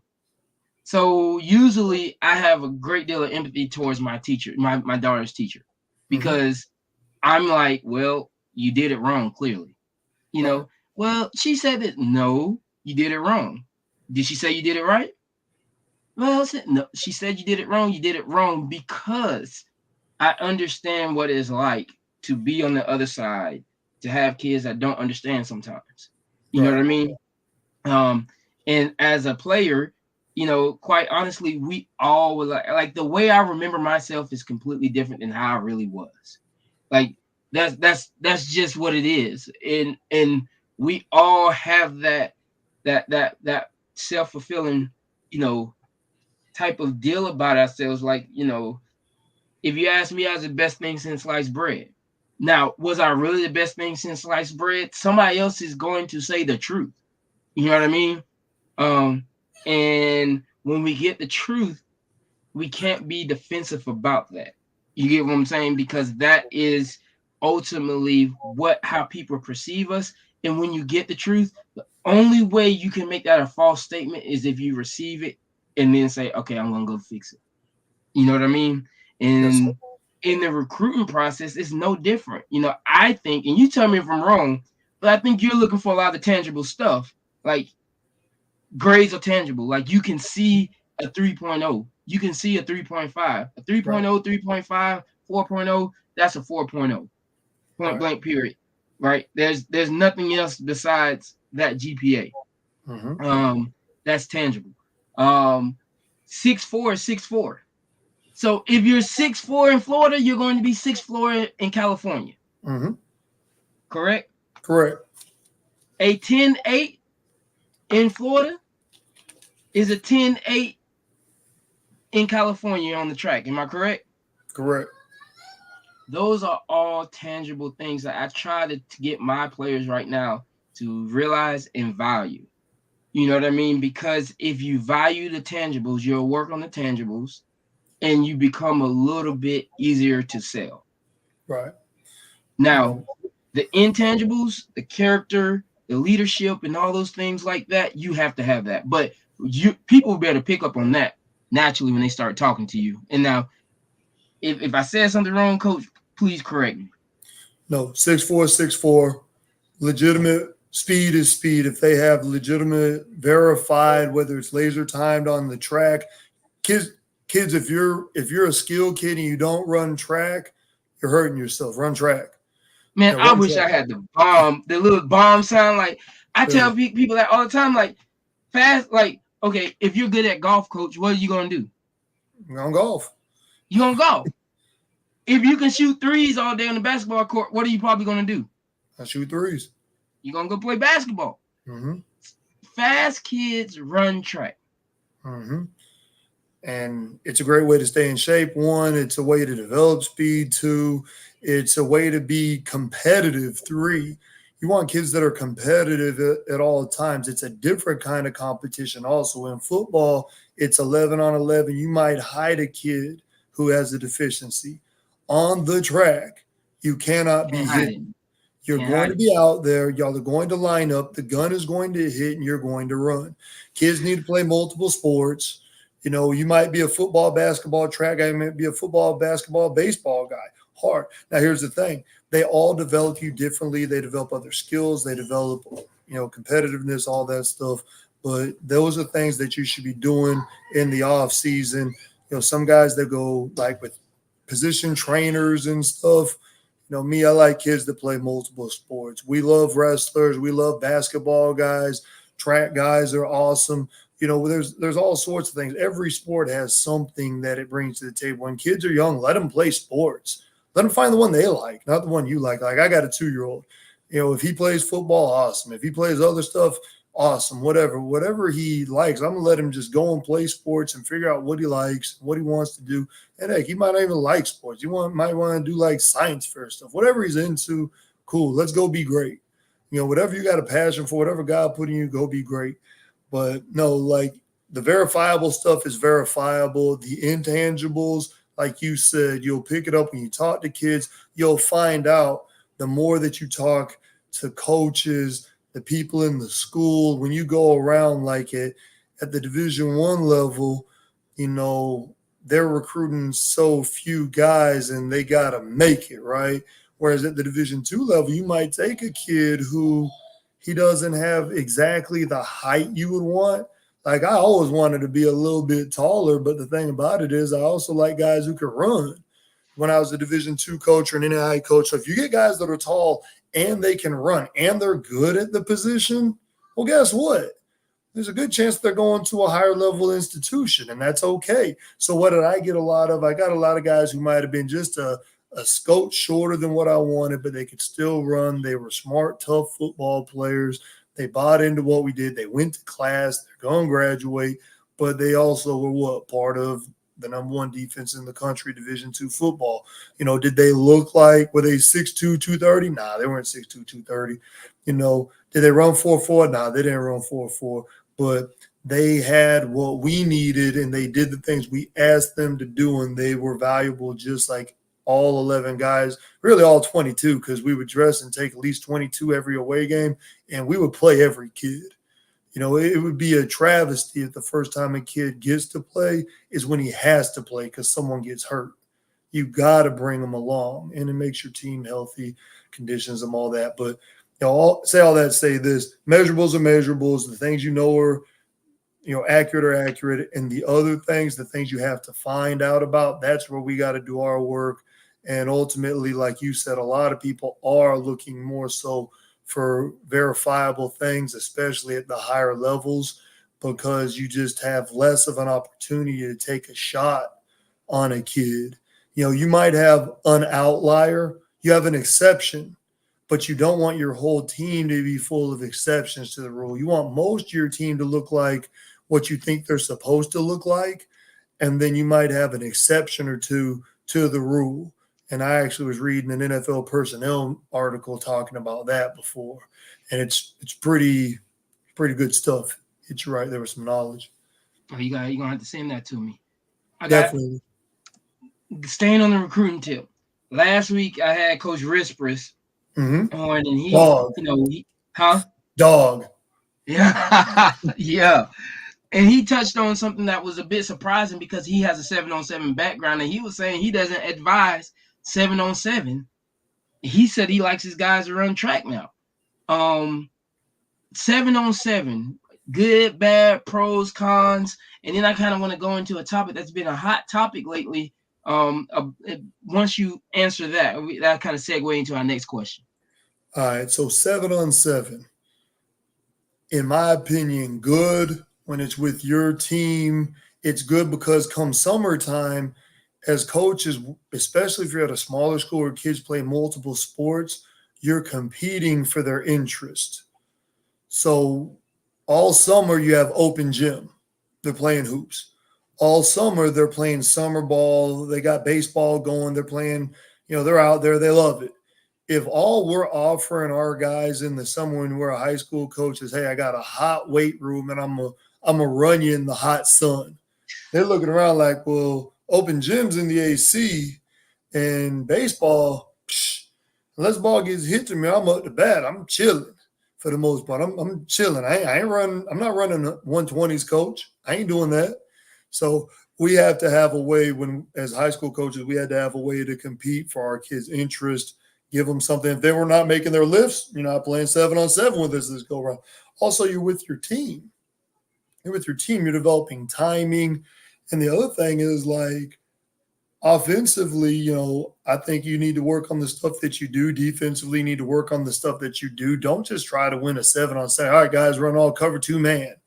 If you don't play a snap of cover 2-man in the season, you spend all summer playing cover 2-man, you're cheating your kids, really, because you're just trying to win. Or if you're running all these, 1-yard shallows through the offensive lineman, or like popping a running back down in the middle of the offensive line and like, and on 3rd and 1 and come on, guys.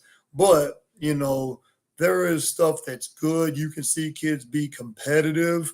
I don't recruit off a kid's 7-on-7 film. I can tell you that much. And now if I see a kid out there head tapping people and high pointing the ball, and I see that like on his tape, like on his Twitter or something, all right, bet. Let me go check his click on his huddle real quick, see what this game film talking about. Oh man, he Nolan Ryan. He ain't hit nobody yet. He's out there pitching no hitters. But you can see if kids have skills off of it. But I'm not gonna say it's inherently good or bad, but I think there's ways that it's good and ways that it's also not good. Like kids shouldn't be, I don't, like I like you with your team more. There's guys that go and play on all these travel teams and all that stuff. And it's sometimes it might get a little out of control. But, I think, you need stuff with your school, you're still checking, make sure they're doing their book work and give them the opportunity to also play other sports and everything too. Because, still Right. like kids still he might really be a college baseball player, and if he's not playing baseball, then he could get a partial scholarship for football and a partial scholarship for track. But if he's not running track, he's not going to get that money, So there's lots to it. Yes, sir. So Coach Baker, I got to shout him out. That's my offensive coordinator. He's actually from Polk County down there, Lakeland. Shake and Bake. Hey, Yeah. he played He was Lakeland a High. dreadnought. Played Lakeland High Yeah. back Yeah. like late 80s or early 90s. Yeah. Yeah. I know the name. He's a legend. He's a legend. I'm not a legend. I'm just a guy. He's a legend. Coaching Shake and Bake, man. Coach Baker, the touchdown maker. Yeah. Man, yeah, he's great to work with too, man. He's phenomenal, man. He's a big piece of our success here, and I'm excited, about what he's going to do with our offense. Like, man, I can go on for days about Coach Baker. So, but I'm going to get back on track. What, 3 weeks ago now, we saw an incident kind of just blow up. And I don't want to focus on the people involved, but I want to ask questions about the culture and how college coaches perceive that.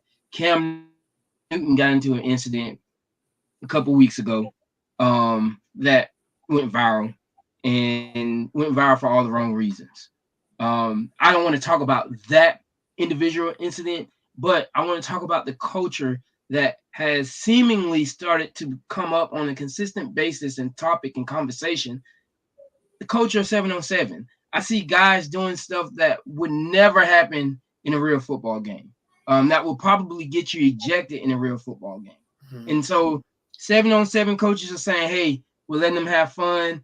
But now I'm starting to see this is what kids expect football to be like now sometimes, especially at the receiver and DB spot. They have a hard time turning that switch on and off, right? Because certain things become habits. So I see guys, spiking people with the ball, getting up, patting people on the head, celebrating over them and doing things like that are now starting to kind of cross over into 11-on-11 tackle football.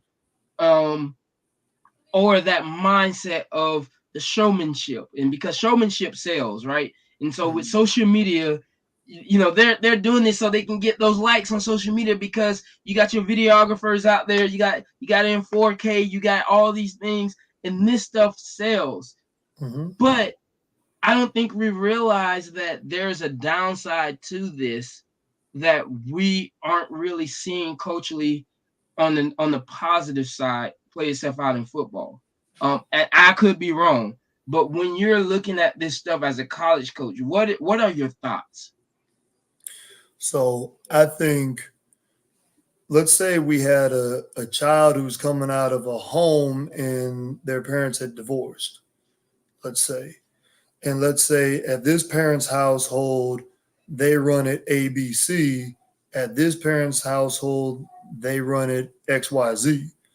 If you have two different sets of rules and two different sets of expectations and what's acceptable and what's not acceptable, it's hard for a kid to have to keep code switching and going back and forth with all of that. And then, like, say you have, let's say you're playing like with a non-affiliated team, like just a travel team. You get into like a brawl or a fist fight or something, but it's not affiliated with the state or anything like that. There's potentially no repercussions for your actions. And like a kid could get seriously injured and lose a portion of their season or something like that. Like, you have no idea what could happen from these things. And I'm not trying to say like all 7-on-7 is bad, or it's this, is that. I, to be honest, I hadn't thought a whole lot about a culture really developing with 7-on-7 like that, because I just see clips and stuff of 7-on-7. You see stuff hit the news here, like you were talking about the incident recently.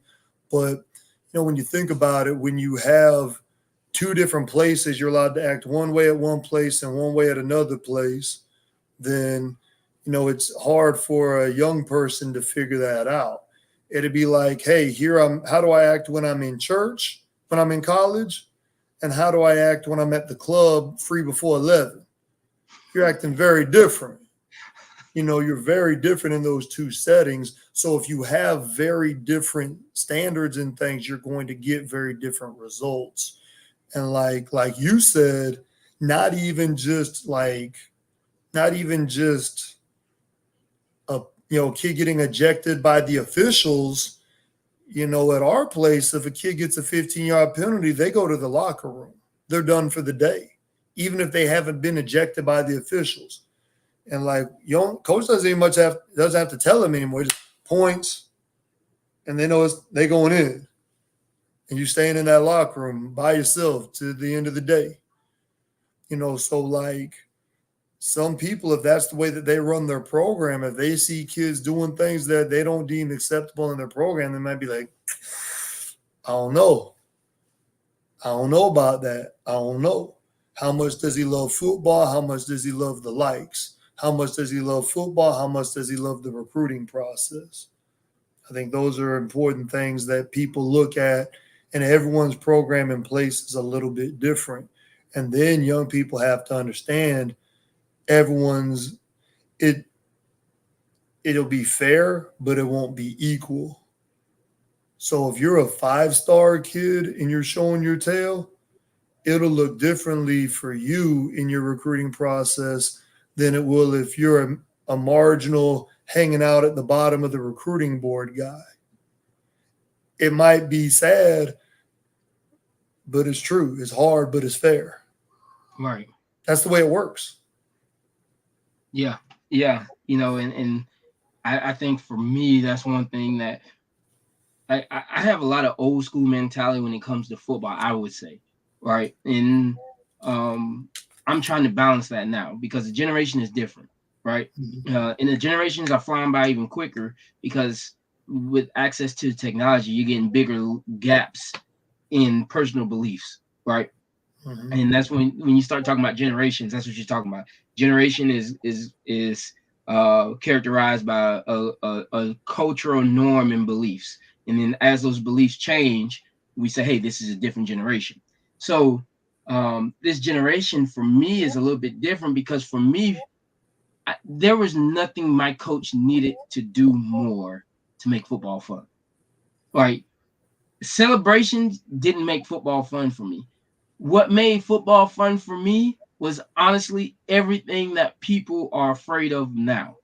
But that's me. That's my mindset. That doesn't mean I'm wrong. That doesn't mean that I'm right. That's just the generation that we grew up in was you're going to prove your toughness on the field, right? And we wore that stuff like a badge of honor.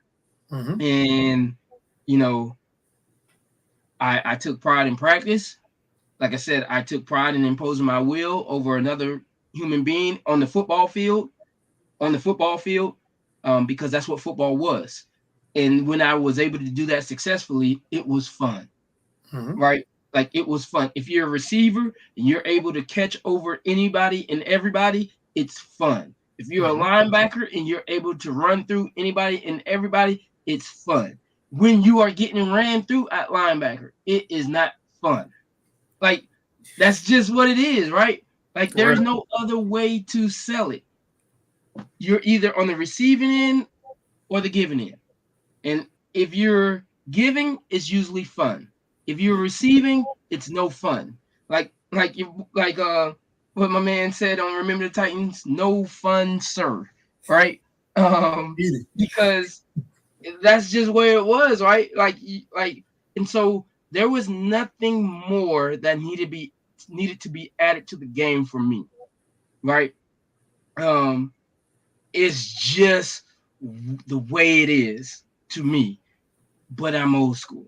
Now I think the kids enjoy a little bit more showmanship.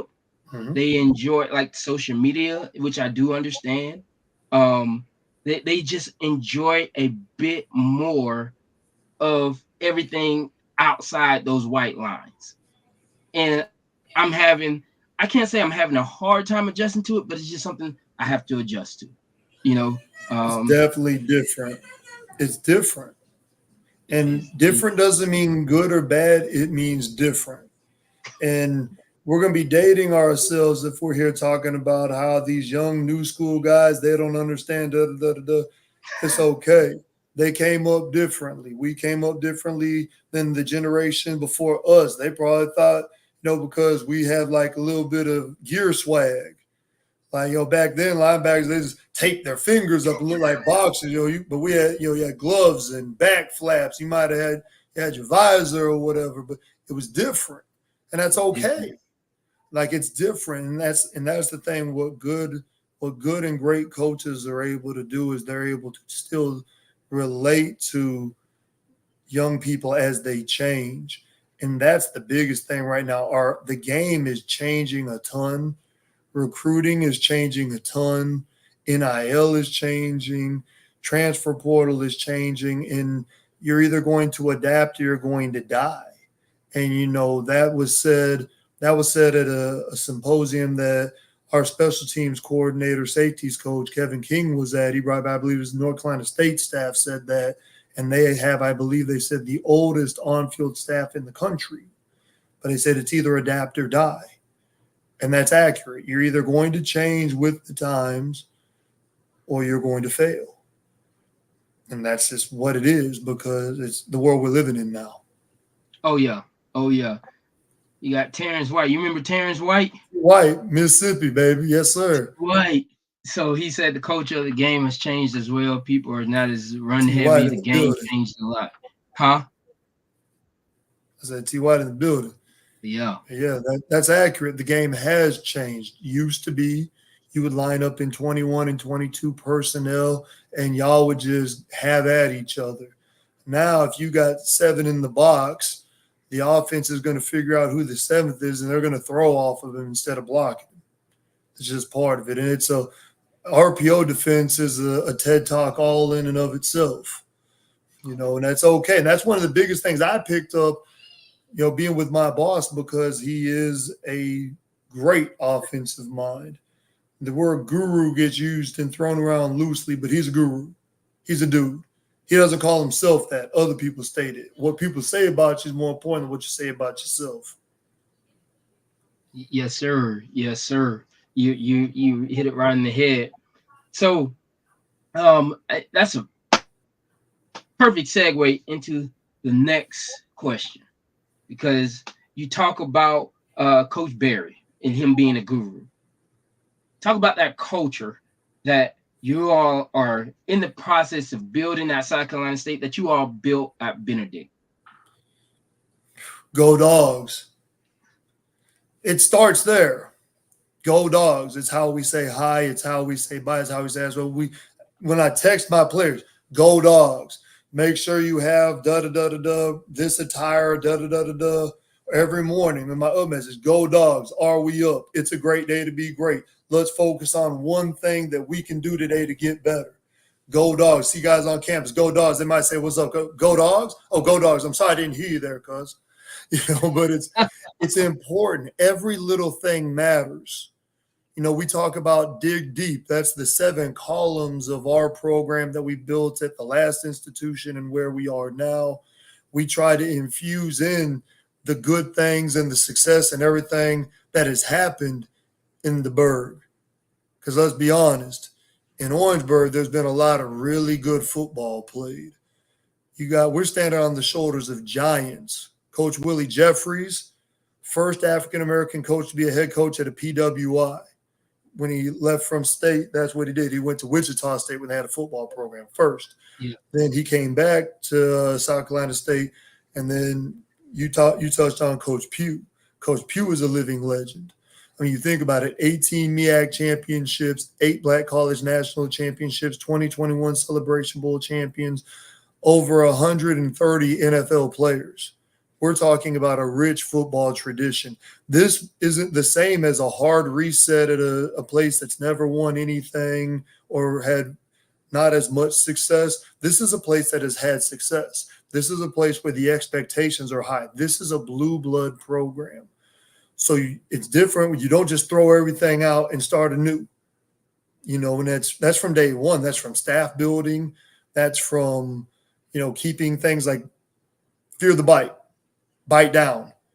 We talk now, Bulldog tenacity is a major thing at South Carolina State. We talk about dig deep with Bulldog tenacity, fusing the two things together.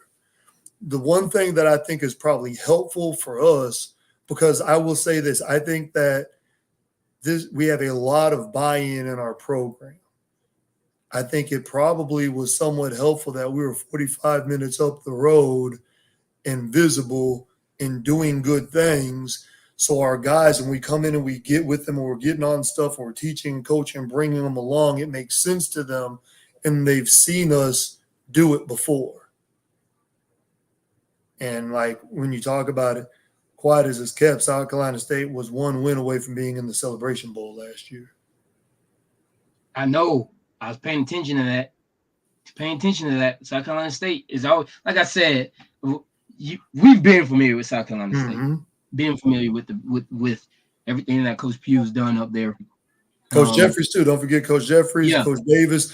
Stand on giants, the shoulders of giants, big coach. Yes, sir. Yes, sir. And that's South Carolina State. That's South Carolina State football. That's Bulldog football. I do want to go ahead and post this next question. You had a question come in that I feel like I want to do a service to your supporters. You got Bam Bryant, Coach O. What can we expect on the defensive side of the ball from South Carolina State? Go Dogs. Go Dogs. Bam Bryant's actually a Polk County in big coat. Okay. That's my guy right there. That is my guy. So if nothing else, what you should expect for us is to see our guys swarm the football. They should chase the ball. They should play with relentless effort. They're going to be coachable. They're going to play hard. And that's something at South Carolina State, the faithful, the alumni base, everyone expects our defense to play hard, to win ball games, to be where we need to be. When people think about South Carolina State over the years, they have had a lot of ferocious, violent defenses, and that's what we plan to put on the field as well. And this is what it comes down to. We gotta force takeaways. We gotta win possession downs. We gotta swarm the football. We do that stuff, we'll impact position, possession, and points. 3 Ps: field position, possession of the football, points. And you're gonna have to send that to me. I like that. Position, possession, points. I like that. Let's go. All right, go dogs. I like that right there.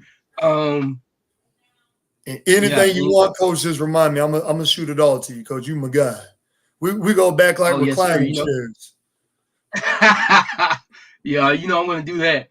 All right. So off season, y'all are establishing a culture at South Carolina State that, like you said, is about go dogs, about bite down. It's about that tenacity. What has it been like so far with Coach Berry in the all season process? It's been great because there's really no gray area. You know what the expectation is. You know if you uphold the standard is the standard. You can't get it on discount, and the standard is your best. So, but there's really no gray area. You did right or you did wrong. You're going to get everything that you put in. It's going to come back to you. If you did the right things going to be good. You did the wrong things going to change. Life is all about movement. And as you're building culture, it's all about movement. When you're on the outside, you're trying to get in. When you get in, you're trying to get up to the top. But only one person can be up there. If somebody knocks you down, you have to move around and find another way to fall in, or else you're going to be out. Yes, sir. Yes, sir. So before we wrap this up, man, Coach, first of all, thank you for joining us. Man, this has been, I can tell you by the viewers, this has been one of the most successful live streams I've had. Not one of, I would go ahead and say the most successful live stream I've had. So kudos to you and all your followers for joining in. But I do want to, I want to ask you something. And hopefully this new technology that I got can help me present this. You have tips. Hold on. Mm-hmm. Before we move on, hold on. Just in case it don't hit right, I'm with you. I'm with you because guys Hold cover on. like Before we move on, we got a good question. Evie, which was one of my parents from Florida High, she before we move on, I want to ask this question. She said, if you have time, can you talk for a second about strength and conditioning and supplements and nutrition for players? And I guess she heard you talk about that, your background in strength and conditioning. Can you touch on that in the importance of strength and conditioning? Yes. So supplements, first things first, what we always talk about at our level is making sure that they go to the athletic training staff and go over the NCAA banned substance list. And if you have anything at the FHSAA level, you want to make sure that there's nothing that's going to have you potentially ineligible, because it might be something that you don't even know about. It's not even necessarily like an anabolic steroid. It could be like an Adderall or something like that. It could be Caffeine. caffeine, something small that's like a byproduct, something like small in what you're taking that you don't even realize is in there too much because it's not even for what you're trying to get done, and it could have you not playing. Strength conditioning is huge. You develop culture during strength and conditioning. You develop competitiveness. You develop faith and trust in each other. Guys can go and they can work out at Planet Fitness or go to Gold's Gym and get a personal trainer, and that's all well and good. But when guys are putting in time together, when they're working together as a team, they're going to be more apt to sacrifice for each other when they know the work that you put in. Just the same, they're going to know if you were the guy who was cutting reps, they can't count on you. And everybody's going to see it. But strength conditioning is where your team is going to win and lose ball games every time. Every good team I've been a part of has always had good off seasons. It's huge. Nothing more important. When you look at it, a lot of your Power 5 coaches, one of their first hires is their strength guy because they know they're going to spend more time with their players than anybody in the program will. Right. That's our off-season program at Leon. We do a lot of modification. Like we modify a lot. I try to over the off season, over the summer, I try to incorporate more track workouts for our speed development and using my background in track and field. And then we try to get everybody in the strength and conditioning. All of our coaches involved in the strength and conditioning aspect. So we have 10 coaches, and I expect 10 coaches to be there during the off season. Because I like to have 2 people per platform. And so we have 10 racks. I like to break it down. Now we have more with the integration of old equipment that's come from the old gym. So I'd like to try to limit that. We have more time over the summer, so I do that over the summer. One thing I can tell you is for me, I'm a yeller, but I'm a yeller with purpose. And the reason why I yell is I like to see how my guys are going to respond. And it's not because I'm trying to intentionally test them. It lets me know how they're going to respond to adversity in the game. So I know their mental mindset beforehand. So then when hopefully we can build up their mental toughness where they can be a little bit more resilient to outside adversity through the off season. But um during the game, yeah, I'm gonna be honest with you. I've never seen a kid that couldn't handle adversity coming from a coach that handled adversity in the game. It doesn't usually work that way. You have to be able to handle adversity in practice and in strength and conditioning. Now I don't curse. I'm not a cursor. My guys know that they give me push-ups if I curse. That's our standard. We try to uphold that and be mentally and physically tough at all times and not bowing out to that pressure. So they hold me accountable, and I love that our guys hold me accountable because that's what it's about, right? I'm not above the team. I'm just the head coach, but I'm not above the team, right? So but we try to get that physical fatigue, because once physical fatigue sets in, mental fatigue sets in. And so once the mental fatigue sets in, you have to push through that. That's one thing people that's never played in hostile environments, and people, you can always tell how people are going to respond when adversity hits. And so if you can get used to it, it's just we desensitize ourselves. Like, honestly, you can desensitize yourself to adversity. And so what we try to do is put our kids in adverse situations to see them respond. And I think over the off season, like I tell our kids, hey, I'm not against going to personal trainers, because now you're not going to go to a personal trainer over team conditioning. That's the one thing you're not going to do, right? But I say, because trainers are like tutors to me, right? A tutor is necessary even for the smartest people in the world. They have tutors and mentors, right? And you go to somebody else to sharpen your craft. So I believe that in order to really get to where you need to be, you're going to always have to sacrifice a little bit more than somebody else. So if you're doing just enough, somebody else is going to do just a little more, right? So that's why I think I push trainers. On the college level, it's a bit different, because there's no need to go to get more, because you have so many things right there, within grasp, depending on the level that you're at. With the strength and conditioning part, do y'all still see guys go to personal trainers on the collegiate level? I think where you see it the most is when guys are preparing for the combine, potentially, stuff like that, whether it's the actual NFL combine or the HBCU NFL combine, maybe preparing for their pro day, because some guys work out still with their strength conditioning staff, but sometimes they might try to go to someone who more so specializes in, it's more of a niche sort of thing or niche sort of thing, because they know that still the strength staff at their institution has to take care of every athlete in the institution that's still playing, and they have so much going on. So I think that's probably where you would see it more. You might still have some guys at times might go to some like QB trainers or QB camps or things like that, like with some specialists and things, and nobody's saying don't do that, because a lot of times also some of those guys, some of those, kind of guru type trainers, those well-known and highly thought of guys, they're also getting kind of pulled on and tugged and asked about by some, professional entities.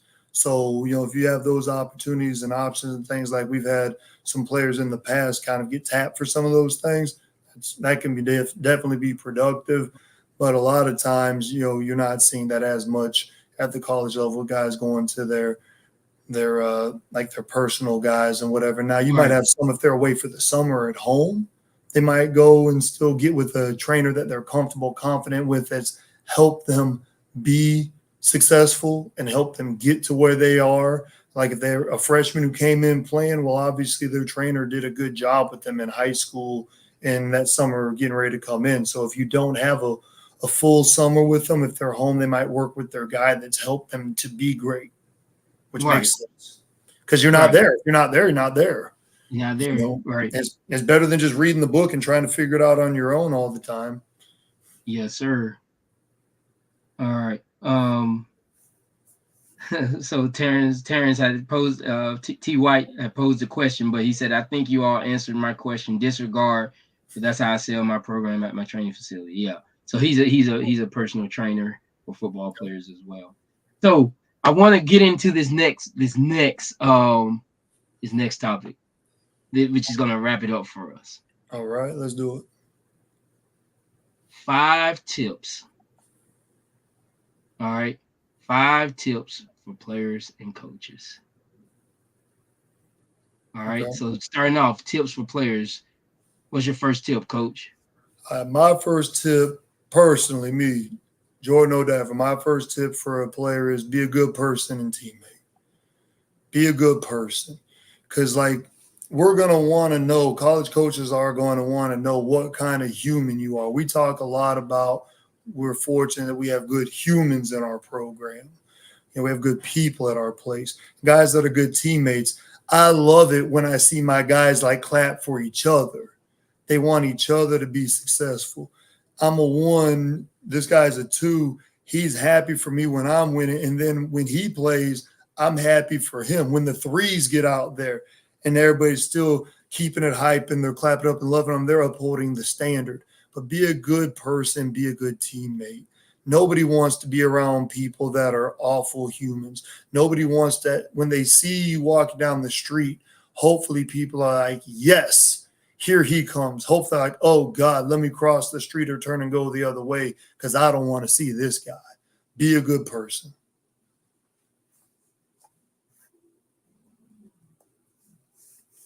Tip number 2, be a good student. If you're not a good student in high school, you're not going to be able to go to college and play. If you go to college and play and you're not a good student, you'll quickly find yourself ineligible, off scholarship, things like that. So if you're not a good student, you're not going to have a chance. And that doesn't mean you have to be necessarily the smartest person in the room, and you can't control that if you're not the smartest person in the room. But you can control if you're letting other people in the room work harder than you. If you have to work hard every day in the classroom just to be eligible, that's okay. Do it. Don't let people push off of that. Don't let people tell you, oh, you're a schoolboy, you're a Poindexter, or none of that. Nah. I have a plan. I have a goal. I have a mission, and I'm going to put in the work that I have to put in to do it.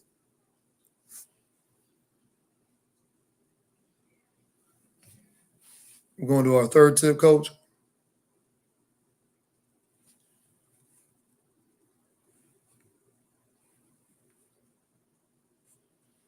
Okay. Be coachable. We talk about it a lot. Uncoachable players become unemployable adults. All right. There might be things that you've had success with in the past doing it a different way. Okay. That's possible. But your coach isn't trying to put you in a bad situation. They're trying to teach you and coach you with the knowledge base that they have of the scheme that y'all run and help you to be successful. So take coaching. If you're getting coached hard, appreciate that because that means that the coach who's coaching you thinks enough about you that they're passionate and intense and want you to succeed.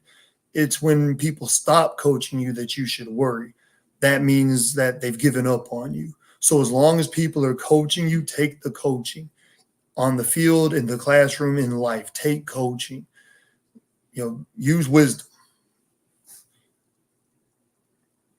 Pay the fee. That's something we talk about at the last 2 stops. That's focus, effort, and execution. Effort is huge. Anytime we have an acronym with an E in it, expect it to be execution. But focus, effort, execution. Every play, be focused. Give amazing effort and execute at a high level. And that takes you beyond the game of football. It takes you to the game of life. In the game of life, if you're trying to better your situation, be focused on the steps and processes you have to take to get to the next level. Give your very best effort and then make a plan and work your plan. Execute at a high level.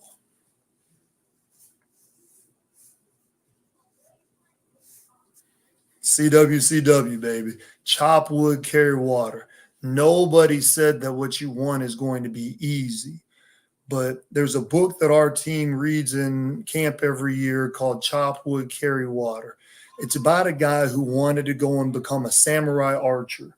He left America, went overseas, and he studied and dedicated himself to becoming a samurai archer, right?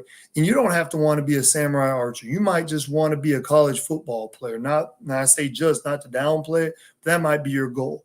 Chop wood, carry water was the advice that his sensei gave him every day. And all it was telling him to focus on the process. Go chop wood every day, knock the tree down. Go take your buckets, get water, carry water back to camp.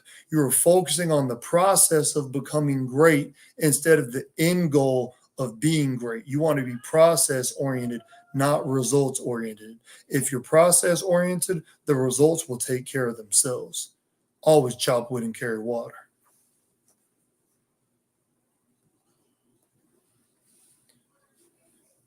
All right, tips for coaches. First things first, get into it for the right reasons. It's about the kids. All right. We should coach for the kids.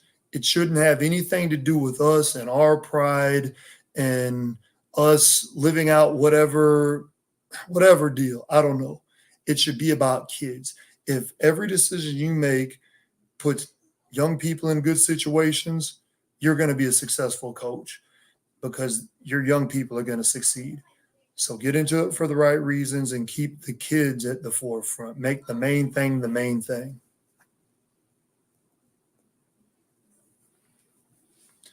Be a good assistant coach. Almost everybody who coaches has aspirations of moving up in the profession, whether it's to go from being a student assistant to a grad assistant or a grad assistant to a position coach or an analyst to a position coach or a position coach to a coordinator or a coordinator to a head coach. Whatever it is that you aspire for, focus on being good at your current role. But more importantly, if you aspire to be a head coach, be a good assistant coach. Because if you're not a good assistant coach, you're going to have karma's cold and will fold back on you. So if you ever do sit in the seat of being a head coach, if you were a bad assistant coach, you're the guy who was always pulling people around and telling them how the head coach is messing up and he doesn't know what he's doing and I would do it this way. Well, you're going to have to look around every day as the head coach then, because your assistants are going to constantly be texting behind your back or talking behind your back or selling different visions and things. And it's no way to live your life. If you've ever been on a staff that had dysfunction, you know exactly what I'm talking about. Focus on being a good assistant coach every single day, and eventually you'll be trusted with more things, and things will go better because you put enough good out there into the world. Be a lifelong learner. All right, so if the last time you played football was in high school or when you were in college 10, 20 years ago and you haven't learned anything since then, start going to clinics, talk to anyone who will talk to you. There's stuff on YouTube now. There are free resources out there. When we started coaching, you had to go buy books and DVDs and tapes, and you had to go all over creation to find anything. But now there are so many resources out there that you could just go and learn on a daily basis. You can, if you're driving 20 minutes to work, you could cut on like a podcast where a coach is talking about this or that or the other and just learn. You know, there's so many ways to coach this game. There's so many strategies now. But if you're a hammer, everything looks like a nail. Sometimes you have to go in your toolbox and get a screwdriver or a saw or a wrench, whatever the tool might be to help you be successful. Be coachable. Same thing as kids. You know, as players, coaches, we have to be coachable. If you're being coached in a way by your boss, you need to do that. You have to be coachable. We can have disagreements in the right settings. We can talk about things, but ultimately, the program belongs to the head coach, and he is tasked with taking care of it for the community, for the players, for the alumni. It's his job to run the program the right way. The coordinators are in charge of their units, and if they want it coached away, we need to coach it that way. We all have to put it together. You'll be sad if you're coaching something outside the books and it costs your team in a big moment. Why? Because it's something that probably could have gotten fixed and even added in and incorporated, but it didn't hit the right way. If somebody's trying to teach you, if you're a young coach and an older coach is trying to teach you something, learn from them.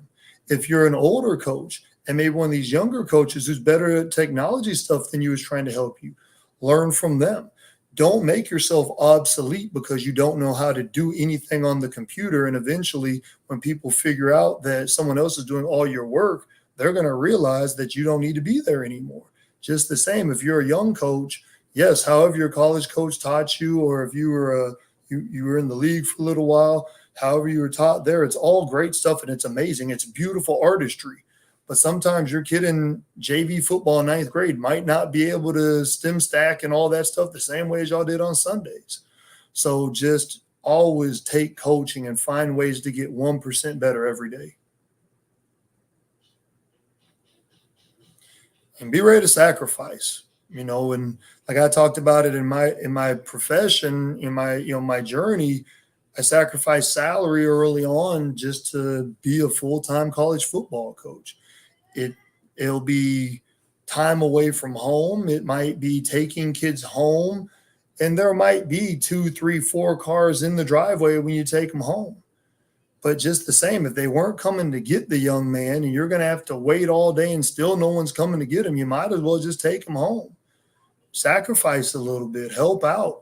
It's going to be some long nights and early mornings. It's going to happen. The job has to get done, and it costs what it costs. You can't get it buy one, get one, and you can't get it off the clearance rack. If you want to have success in whatever you deem success to be, whether it's championships, whether it's mentoring young men and helping them develop, whatever your vision of success is, it's going to cost what it costs, and you're going to have to sacrifice to achieve it.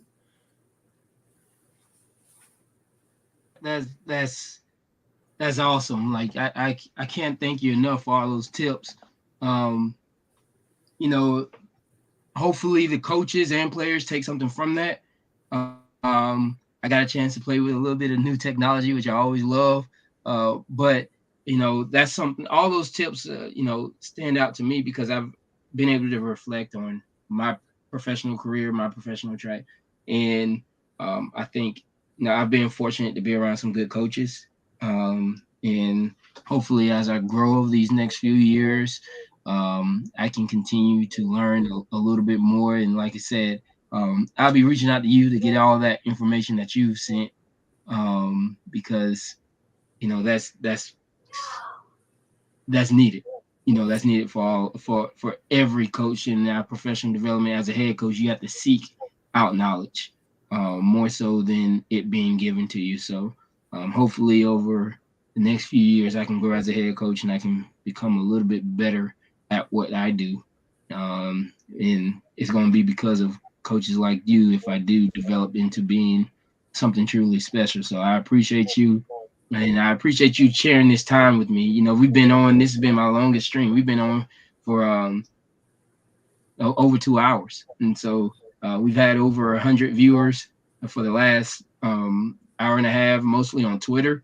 So big shout out to everybody watching on Twitter. And hopefully everybody was able to take something from this, pull out some gems, and just really learn about the process from one of the best to do it, one of the best that I've known to do it. So, Coach O, I appreciate you. And you got any last words for us, Coach? Go Dogs. Go. Seriously, I got something I want to talk with you about. We can do it off scene or whatever, but there's you talk about Polk County and all that. there's a gentleman down here that I would like to talk with you about potentially doing something, talking on the Coaches Corner. It's a different avenue. He's a guy who works with programs and helps develop highlight tapes. He works with the recruiting aspects and things like that. And he does an amazing job for young people. He was a young man who just started off down here helping kids initially at Kathleen High School and stuff, put film together. Then he was like helping kids all across the county. But anyways, he's somebody I think, maybe might be interesting to just another avenue, another realm that you could introduce into this deal. Because what you're doing, Coach, here, this is awesome and it's great.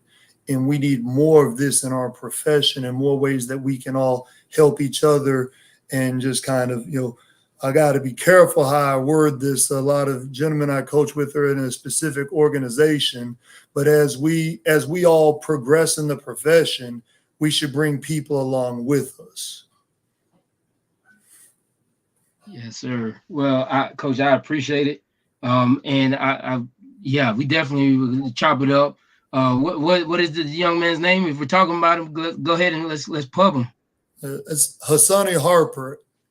Hassani Harper. You can find him on Twitter, on social media. There you go. Kenny Strong just dropped in there. Another guy from the highest of Seven Hills, Kenny Strong. Coached some college ball down there, Southeastern University in our hometown, Lakeland, Florida. But he has dropped him. Hassani Harper.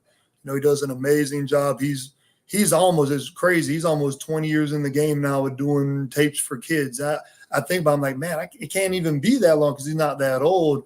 It was really cool last year when I came down and did spring recruiting. He rolled around with me for a day and just like followed me along everywhere, taking pictures of me with coaches and everything. And every time people touch down in our area, he tries to get linked up. And again, like, it wasn't just like, oh, I'm hanging out with so-and-so from the University of South Carolina or Alabama. He was rolling around with Coach O at BC then, Division II football coach, but a homegrown guy. So again, we're just trying to sew into each other and help our kids back home too at the same time. Yes, sir. Yeah, I'll get his contact information from you and see what all things he's working with and working on. I believe a name sounds familiar. He may have reached out, so I'm going to definitely not you say, you character witness basically. I'm going to definitely reach out to him and get, if you can, pass his number to me, and we'll see what we can do. I'm on that right now, big coach. Yes, sir. Anything for you? All right. Yes, sir. Well, I appreciate you. Coach, I can't say enough about you. I can't say enough about your character and who you've always been and presented yourself as, being just that. I learned a great deal from you and so many other coaches. So I appreciate you joining me on this show. And don't forget, I'll be reaching out to you to get some of your defensive schemes and especially some of your drills for your linebackers and stuff. So I'll be blowing you up a whole lot. Absolutely, yes, and I just sent you that contact info as well. Like I said, word is bond. Yes, you should have that hit your phone right now, Coach. Anything you need, holler at me. We're up. This summer we'll be releasing our camp date soon. Obviously, everybody can't make it up to our place, but we will be also in megas in Georgia and Florida, and we'll be definitely in our recruiting region, which is South Carolina, Georgia, Florida, and some North Carolina as well. So we'll definitely be in our region working and getting some guys. And I know, this thing's going to go great. I know that the Leon Lions are in great hands. Well, Coach, I appreciate that. I can't pay you enough for all the positive comments. But, I love it, and I love doing what I do. So thank you. For those of you who are just not joining us, this is being Coach O from South Carolina State, Coach Odaffer. And Coach, like I said, thank you. And if you need anything from me, some players, just let me know. Go Dogs. Go Dogs. All right, and that was Coach O from South Carolina State. Now, for those of you who are watching, if you are interested in sponsoring the Coaches Corner, please don't hesitate to reach out to our boosters at leonlionsfootball100@gmail.com. We are looking for sponsors. We want to make this thing bigger, better, brighter for everybody. We've had some tremendous speakers come on and talk. Of course, plug in your logo, plug in commercials. This is something that has been my brainchild for the last 2 or 3 years, and I want to make this bigger and better. So, of course, that takes money. So, if you would love to sponsor this and or our program, please reach out to Leon Lions Football 100 at gmail.com. If you are interested in becoming a Coaches Corner sponsor or just a sponsor of our football program. Once again, this has been Coach McGriff. I appreciate you all. I love you all. You all have a great night.